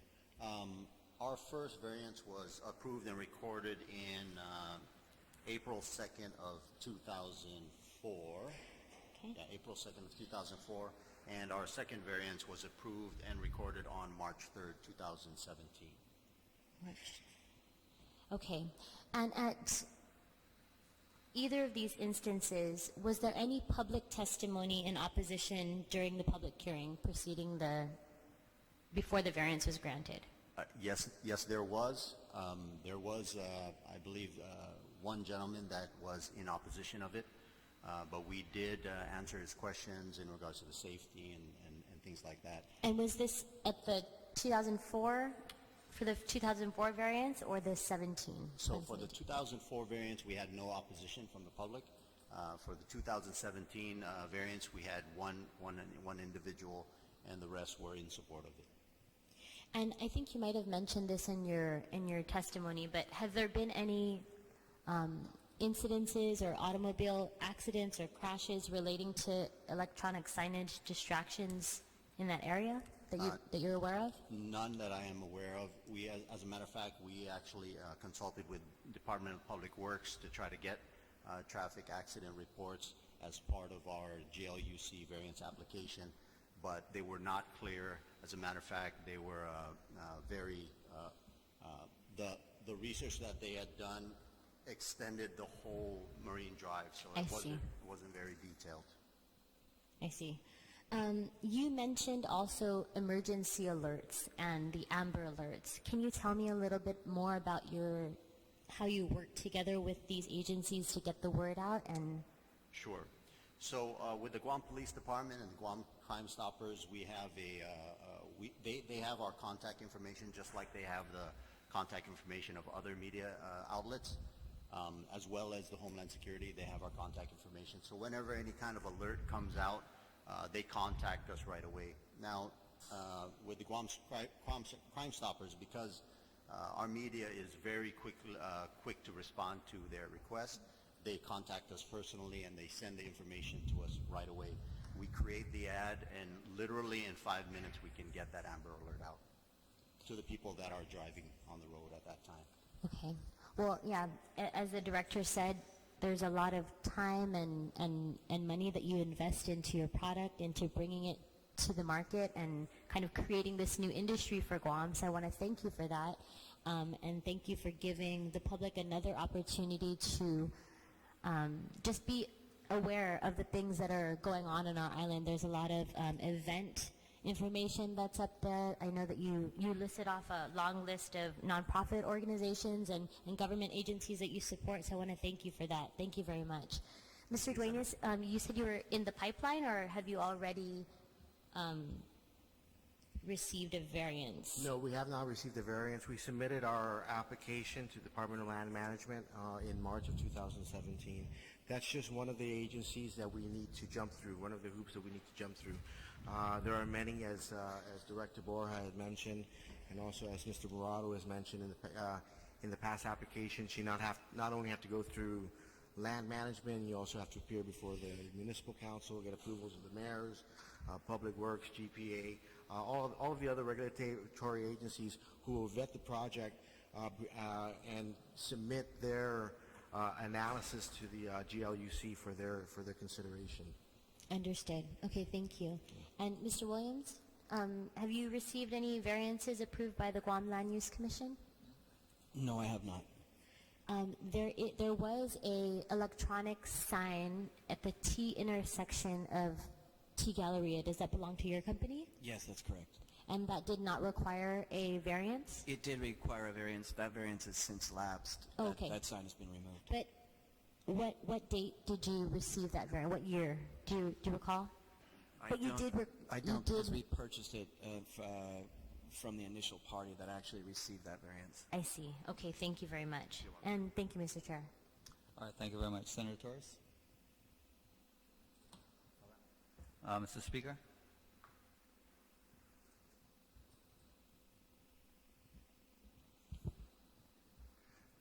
Mr. Borja, why would there need to be a variance? The variance is actually for a building, because these structures that were being built, for these electronic signs, were a building specifically. So it was a variance on a building, not necessarily the variance on the sign. So it was a variance on how the use of the building was.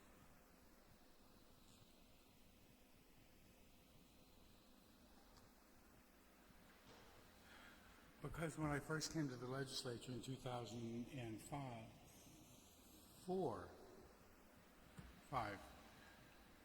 I was asked about these signs, and at that point, I told the constituent that it was not provided for in statute and could not be erected, and so I was surprised that it was subsequently erected. How many other variances have you granted? Well, I'm going to get that information for the Vice Speaker. I'll supply it to the entire committee. But the variance, we have a list of folks who had requested these kinds of variances. So I'll have a complete listing for you. How many? How many? Well, I think we had, I saw a list earlier. I think there were probably about 7 different companies that had asked over a period of time for electronic signs. And we included even electronic sign that's on the Agania Shopping Center, which is just advertising for their tenants, those kinds of signs as well. But theirs is inside their property lines. I think there's been 7 digital sign applications dating back to 2002. Okay. So how many variances would this proposed bill grandfather or Well, it sounds like it's just the 2 that were discussed in the recent Attorney General's letter. And who are those 2? Trivision, Mr. Morato, and I believe there's Cherry? No, not Cherry. I think it was Vantage. Vantage. And who are the principals in that corporation? Cherry Corp, is he here? Trivision, he is the principal. And in Vantage, the principal is, one of our commissioners, as I discussed earlier, who had recused himself from the discussion of that and any other previous signs applications that had come before the commission after he submitted his application. Would that not be almost classic insider trading? I don't understand that. He not only recused himself from any discussions, he removed himself from the room entirely. No, I understand, but the thing is that it was his being on the commission, knowing that variances were being granted or considered and granted, and then investing, knowing that even if he did recuse himself, there could be a granting of the variance and a building of this building or a sign, whatever you call it.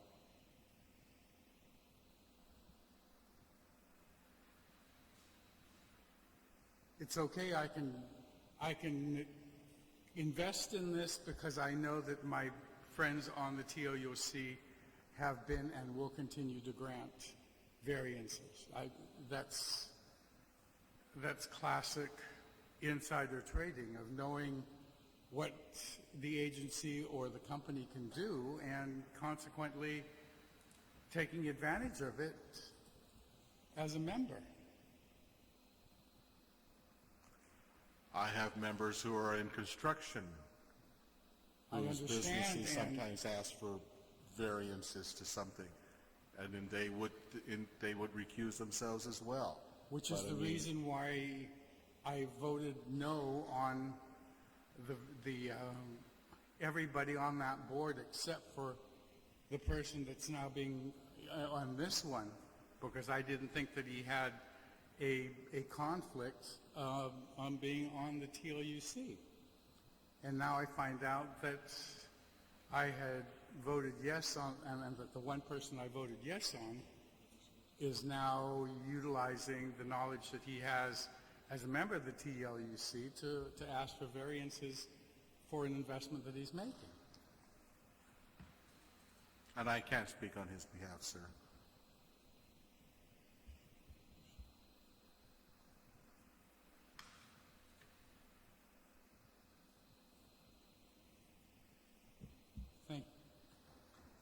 Thank you very much, Mr. Speaker. I've got a few questions and comments. First of all, Mr. Duenas, the reference that you're making about recognizing those who are already in the pipeline, that is certainly a very valid point, and that is something that was actually considered when the government was transitioning from one version of the building code to another, recognizing that there was work already being done under the old code, and so I think that's a very valid concern that needs to be looked at. The question about how long this process is going to take to take a look at our current signage law and to really update it, that's a very valid concern. I'm not going to say it's going to be ready next week. In fact, I naively thought that we were going to be able to introduce something before this hearing, just to give that level of confidence that something is happening. But we decided the more we researched, the more we realized how much we didn't know, and so we're going to be deliberate about it to make sure that we come out with a good policy. And also be meeting with some groups to take a look at the possibility of actually providing some signage laws that's particular to the hotel zone, and then recognizing that there's certain requirements down there versus the general commercial industrial signage applications. And so, we'll be deliberate about how we move, but I don't think it's going to take forever and a day.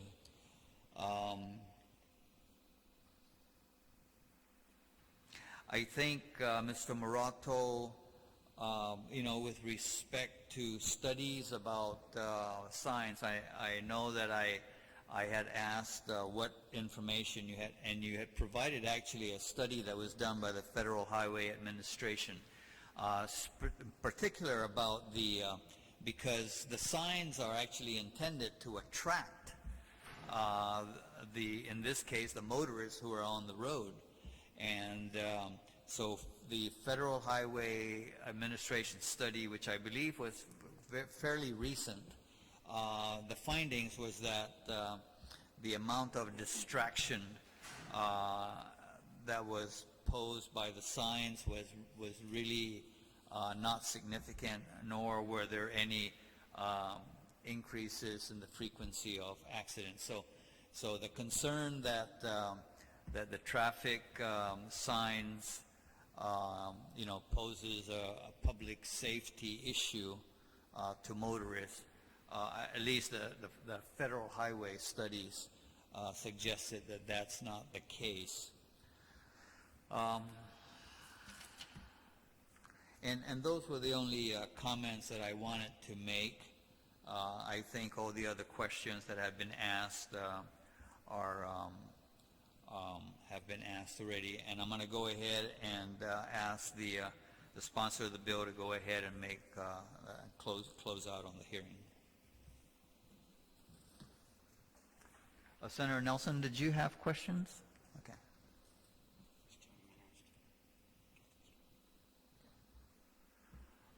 Senator, before you do that, Kiko? Yeah, yeah. Yeah. Oh, I'm sorry. Okay, but let me go ahead and ask, because originally you signed up and indicated that you didn't want to make any oral testimony. But go ahead. You gotta. Yes, I'm Kiko Kasasimo. I work at Advantage LLC and. Bring the mic closer to you. My name is Kiko Kasasimo. I work under Advantage LLC. The president actually is off island right now, and he's the member that Mr. Borja and the speaker were just discussing. So he wasn't able to be here to make a statement, but he did give me a written statement that I'd like to read for you guys. Yes. For senators. Honorable Senators of the 34th Guam Legislature, Hafaday and good afternoon. As I am unable to attend the public hearing due to an off-island trip, I have left this testimony with my staff instead. First off, I would like to express my sincere gratitude for the opportunity to serve for the past 2 years as a member of the Guam Land Use Commission. The experience has been very thought-provoking and rewarding to serve the public needs for responsible development of Guam. As a sitting member of the GOUC and as a private business person, there are times when a conflict arises due to the interest in my personal businesses. As promised during the confirmation hearing, I have recused myself in any decisions related to my personal or family business and all other businesses operated by my competitors. I have also distanced myself from all GOUC discussions pertaining to any of the policies and decisions that may impact my business. The company we operate lost a significant contract a few years ago, prompting us to consider several options to stay afloat. As a sister company owns a building in Tumuning which houses an existing business, we thought it would be ideal to install an LED sign which would promote our on-site businesses and our tenants on the property. The plans were already put in place prior to my appointment as a member of the GOUC. My consultant, Harry Gutierrez, can serve as a witness and provide testimony to verify our contractual agreement. With the recent announcement from the Attorney General deeming all sign variances illegal, therefore it is null and void, was disappointing and disheartening. It was a threat to the livelihood and the future of my family and my employees. We felt that the proposed project by our company was properly vetted by all the agencies and legally approved to install LED signs.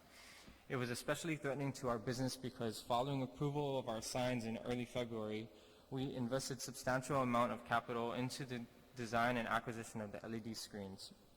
Upon confirmation, I have disclosed with our other members of the Commission that I have started the process to submit my application. Other than disclosing my involvement and intentions, I have never discussed the project further with other members. I left the decision to them, well aware that I was obligated to recuse myself. Concerning the legality of the issue, I cannot provide an opinion as I am not an attorney, nor am I qualified to provide legal advice. Prior to my involvement in the GOUC, I knew illegal signs were rampant on the island, but I was sincerely appreciative of the fact that some LED companies were requesting to operate legally. I agree that there is an abuse of the sign law, and I myself hopes to curb some of the abuses. I am grateful for the 34th Guam Legislature, and as Guam Legislature is willing to tackle this issue, as I personally hoped for further clarifications on the existing sign law. Upon the Attorney General's announcement, our company's means to survive was threatened as we couldn't back out of our signed agreement with our manufacturer, especially after we were given legal authorization 3.5 months ago. I could no longer sit back and leave the fate of our company to this demise. I have been approached by senators that already knew my involvement in the industry and actively advocated for the passage of the bill as a private citizen. If I had known it would be a conflict of interest to operate my personal and family businesses upon the confirmation as a member of the GOC, I wouldn't have signed up for the task. I am a firm believer in the ability of the private developers to responsibly improve the standard of living on Guam. I'm an advocate for private ownership of real estate and the economic development of the island home I was raised.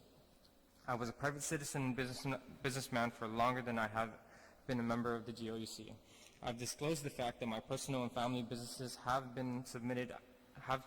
submitted applications for other variances and zone changes to be presented to the GOUC members, with full understanding that I cannot participate in the hearing. If any member of the 34th Guam Legislature believes that there exists a conflict of interest with my involvement in the passage of this bill, I'm ready to forward a copy of this statement and my resignation as a member of the GOUC to Governor Calvo and his administration. I hope I didn't trouble you I hope I didn't trouble too many members of the 34th Guam Legislature and fellow members of the GOC. Thank you for listening to my testimony, and I will be awaiting your wise decision. Thank you very much. Mr. Williams, did you have a comment that you wanted to make? I did.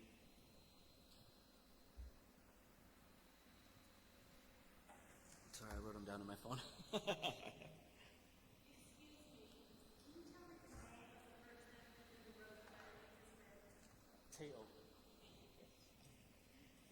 K.O. The copy of the testimony provided to all the members.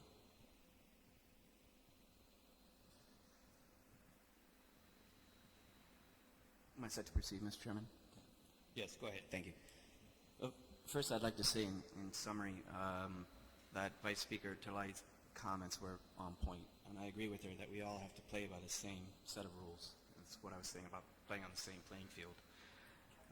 The Visitors Channel operations that we run are broadcast to the hotel network in Tumon, and with that being said, it means our advertising clients aren't local vendors.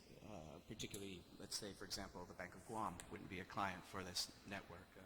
It would be specifically geared towards tourists. So the spend of the tourism companies on the island and the amount of advertising revenue that they have and that are available for local businesses to take and make money off of is there, and it's a finite amount. If we put another sign into Tumon, it's going to cut into the revenues of the Visitors Channel for certain. Right now, we have an approval from GLUC that's questionable. I would request that we wait until the approval process is completely through, once we've vetted it all through your purview, before we move on any of this. And that keeps everything fair. Keeps everybody on the same playing field, keeps it fair. Thank you. Okay. Thank you very much. And Mr. Borja, I got a request here about for the variance documents or conditions that need to be submitted, and maybe to make this more precise about what's being asked, maybe as it pertains to the two applications in question, Vice Speaker, would that? Yeah. So what variance documents and conditions were required to be submitted, I guess, in the case of those two applications, right? So, those are the two specific ones that's being requested for, right? Yes, sir. Yes. I agree with my friend here, Troy. Actually, he is a friend of mine. We do want an even playing field. We've always wanted an even playing field.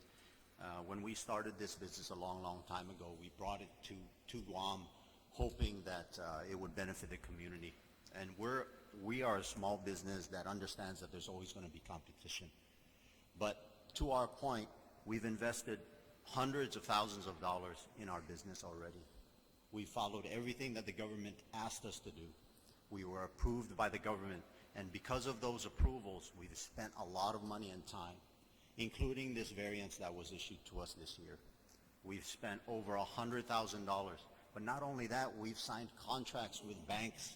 We've signed contracts with landowners for the lease for these for this business based on that very variance.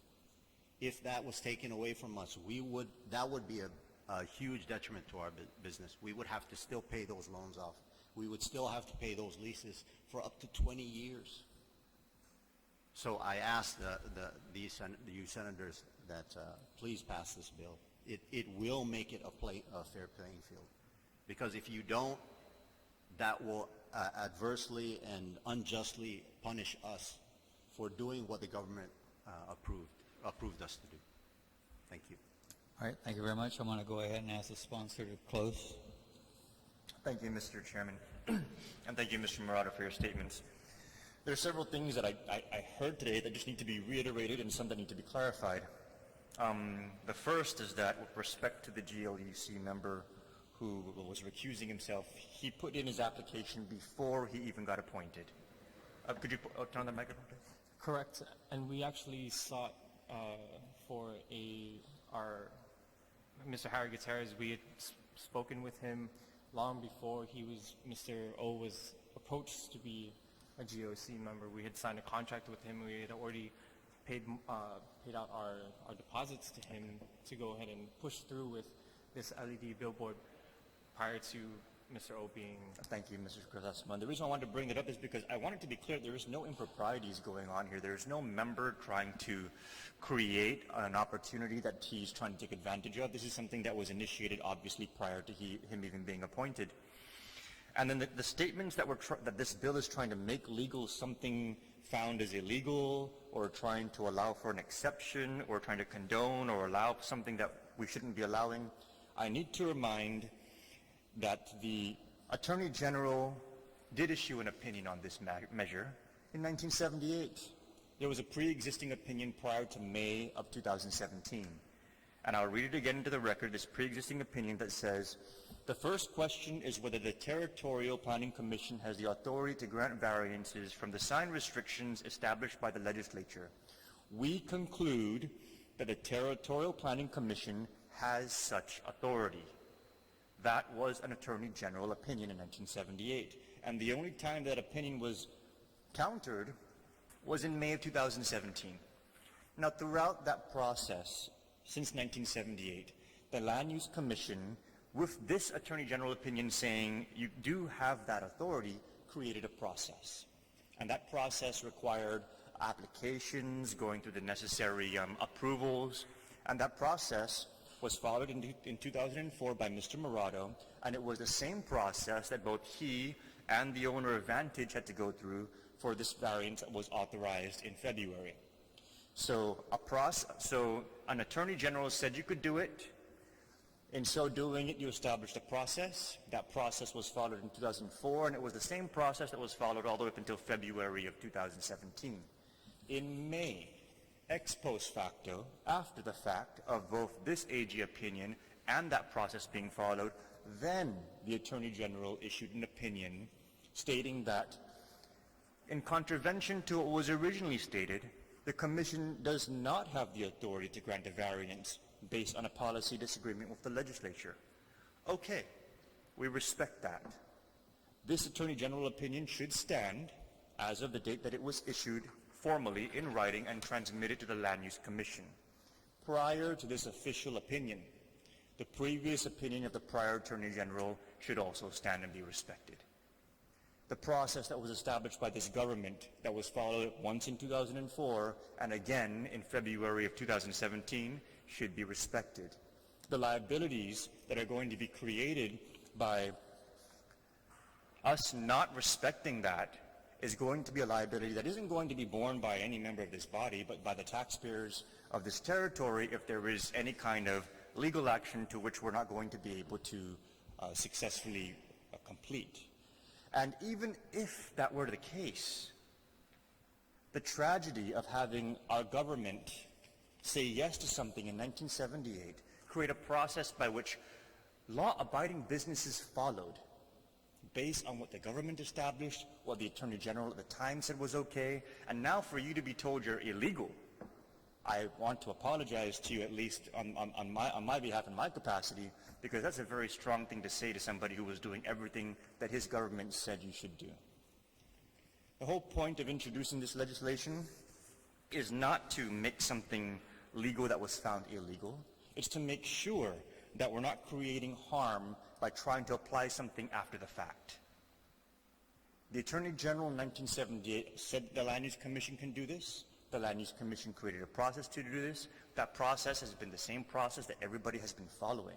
And so following that, there is also an assumption that if you follow that, you're going to get your business license approved, provided that you meet all the same requirements. That is what these parties have done. The Attorney General, in my opinion, in rendering her opinion, should have made it clear that this is for all variants. The variances should no longer be authorized going forward. But for her to go back and void these variances now, in light of what her predecessor in 1978 said was okay, that creates challenges. And I don't want us to go to court. I don't want us to have to settle this with lawsuits and some kind of loss to the government or to the people. We've encountered that far too many times in this government. And so in respect to these businesses that follow this process that our government established, in respect to these findings that were rendered in 1978 and again in 2017, which we should also respect, there shouldn't be any future variance activities until the law is changed going forward. We need to make sure that everything that's happened in between isn't going to get shafted and the people aren't going to be assuming a liability. And I thank you, Mr. Chairman, for the opportunity to close, because we need to make sure that we're not putting the perception out there that somehow legislation is being introduced and members are taking actions and laws are trying to be addressed in ways that are somehow shady when they are actually the opposite. We're trying to prevent harm from coming to the people and from harm coming to these businesses that followed a legal process up until May of 2017. So I thank you for your testimony. I know that this was, for a lot of you, a difficult process and a difficult hearing. But I thank you for coming out and making the effort. And I humbly ask my colleagues to kindly consider making sure that we don't do these people wrong and make our people suffer a liability as a result. Thank you, Mr. Chairman. Thank you very much. We do have another public hearing that's coming up at 4 o'clock, and we still have one more bill, and so we really need to move on. But Vice Speaker, you have asked to give some, to just briefly provide your final remarks, and I ask, please briefly, because we do have another public hearing coming up. Thank you, Mr. Chair. I just want to put it on the record, and I would ask your committee to look at it more thoroughly, but the opinion of the Attorney General in 1978 did not, it says the same thing that our Attorney General is saying today, that a variance can be granted.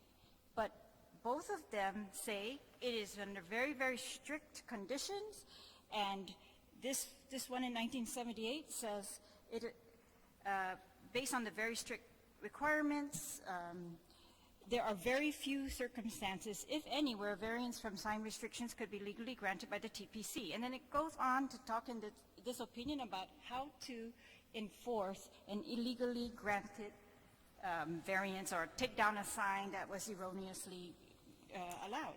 And so it didn't, and I would guess that this was actually not granted in 1978 if we go back and look at the records, because we haven't seen these since until the 2000s. I'm not sure of that, but I think the documents that will be provided by Land Management will. And our current Attorney General says very clearly the same thing. The Commission has authority to grant a variance in accordance with the statute, and after making the findings, under the statute. In this instance, the Commission exceeded its authority. Okay, and I guess she's saying it just did not meet the findings. It did not provide the findings in the statute that meet the requirements of the statute. Thank you, Vice Speaker. Thank you. Senator Nelson, you had a second thoughts on, huh? Okay, fine. All right. So We're going to go ahead then and deem Bill 95-34 LS as having been duly heard. Thank you very much.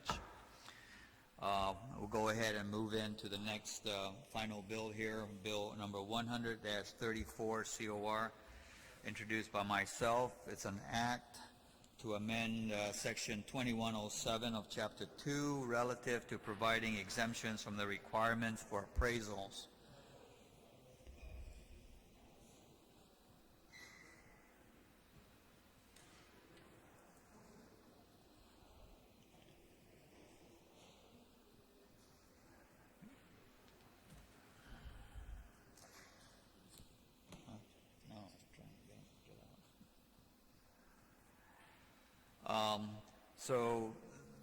It's relative to providing exemptions from the requirement for appraisals. It's not to do away with appraisals when the transfer or the sale of government lands involved. It is simply amending the law to basically insofar as when the appraisal is to be required.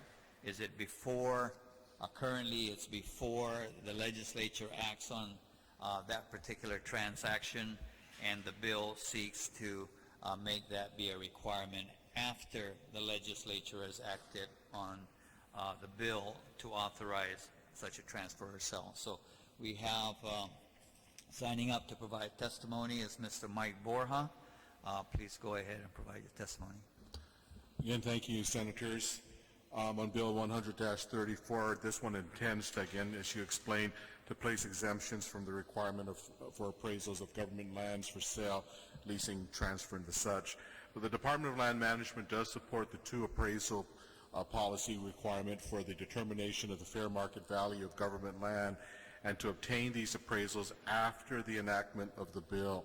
This has been the process where the lessee, transferee, or purchaser pays and obtains the appraisals after they've been authorized by the legislature to acquire that land.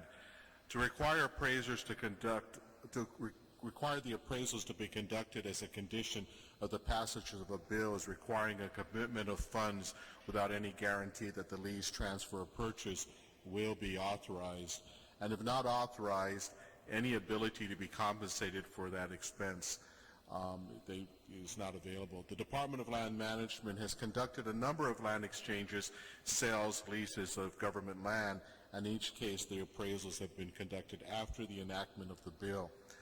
For a standard size house lot, an appraisal can cost around $3,000, and that cost rises depending on the complexity of the property and its size. Requiring this financial commitment is fair when there is authorization to purchase. The converse is a gamble. And I just kind of want to throw in, and we all know where you stand on gambling. But, really, it's putting the cart before the horse. I mean, I don't want to, I would not want to have to pay for something and there's no guarantee I would be able to make that purchase or that lease or anything, because it is always the financial responsibility of that individual that's going to be obtaining that land to obtain those appraisals anyway. And like I said, it can get kind of costly and time consuming. All right, thank you very much. Vice Speaker, do you have any questions? Senator Nelson? Oh, sorry. Just how would you suggest that the legislature decide whether a deal that's before us is fair? If we don't have any evidence of whether it's a value for value type of exchange. Well, in the cases of value for value exchange, for example, if there's a property that someone's going to lose and we're going to exchange it on a value for value, we don't know what the cost of that is going to be. But there's a reason for this value for value exchange. A recent one that we had, for example, was this property was not, the community, the mayor didn't want these owners to use their properties because of water, flooding, and all that stuff. So you do an appraisal of the land, and then you find a suitable, well, if you determine where that land can be transferred to, then you determine, this was $500,000, you find $500,000 worth of the replacement property. And they could be different sizes, or they could end up being the same size. It all depends on what the appraisal is. In the case of another one where an individual is allowed to buy a bull cart trail because it goes nowhere and it divides their property, again, we don't know what the value of that bull cart trail is until the appraisal is done, but the individual wants to buy it. And so, you know, the law does allow for those kinds of things, fractional lots, bull cart trails, things that are not usable for any other purpose. And so, you know, you give them that authorization to buy it, and then they can get the fair market value determination. And then that's usually what the language of the bills have always been.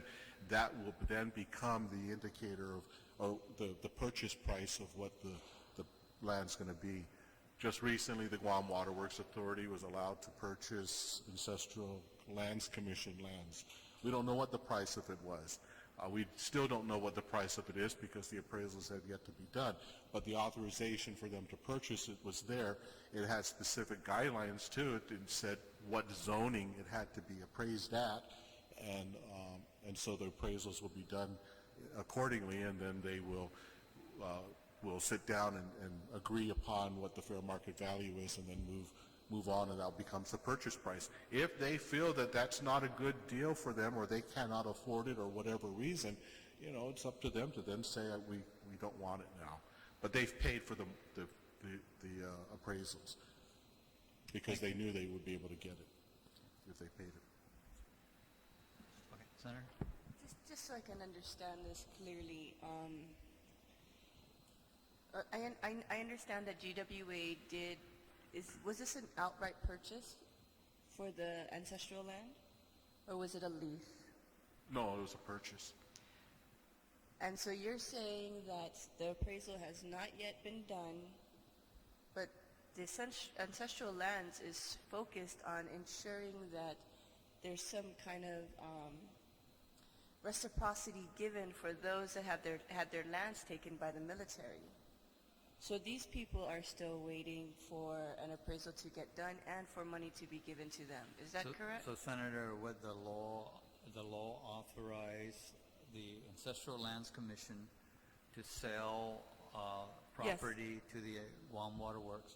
Yes. And no, the law is also very specific that when the Ancestral Lands Commission receives that money, it gets deposited into a specific account, yes, which is the pot that is then used to distribute. That's within the purview of ancestral lands. So my concern is that this property they'll never get back because now it belongs to GWA.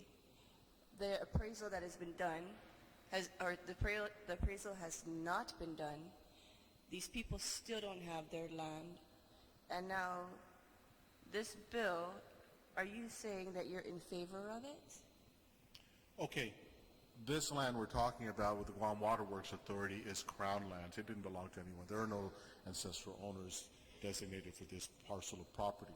It is the possession of under the control of the Guam Ancestral Lands Commission for the purpose of finding money to put into the land bank yes, trust. Yes, I understand right. that. I'm asking, because it's a very similar process because you brought it up, I'm asking if you're in favor of this bill? I'm in favor of this bill, yes. Okay. Yes. Thank you, Mr. Gora. You're welcome. Senator Torres, did you have any questions? None? Okay. Well, there being no further questions, we'll deem Bill 100 as having been duly heard. And with that, we'll adjourn this public hearing, and it is now 10 minutes to 4.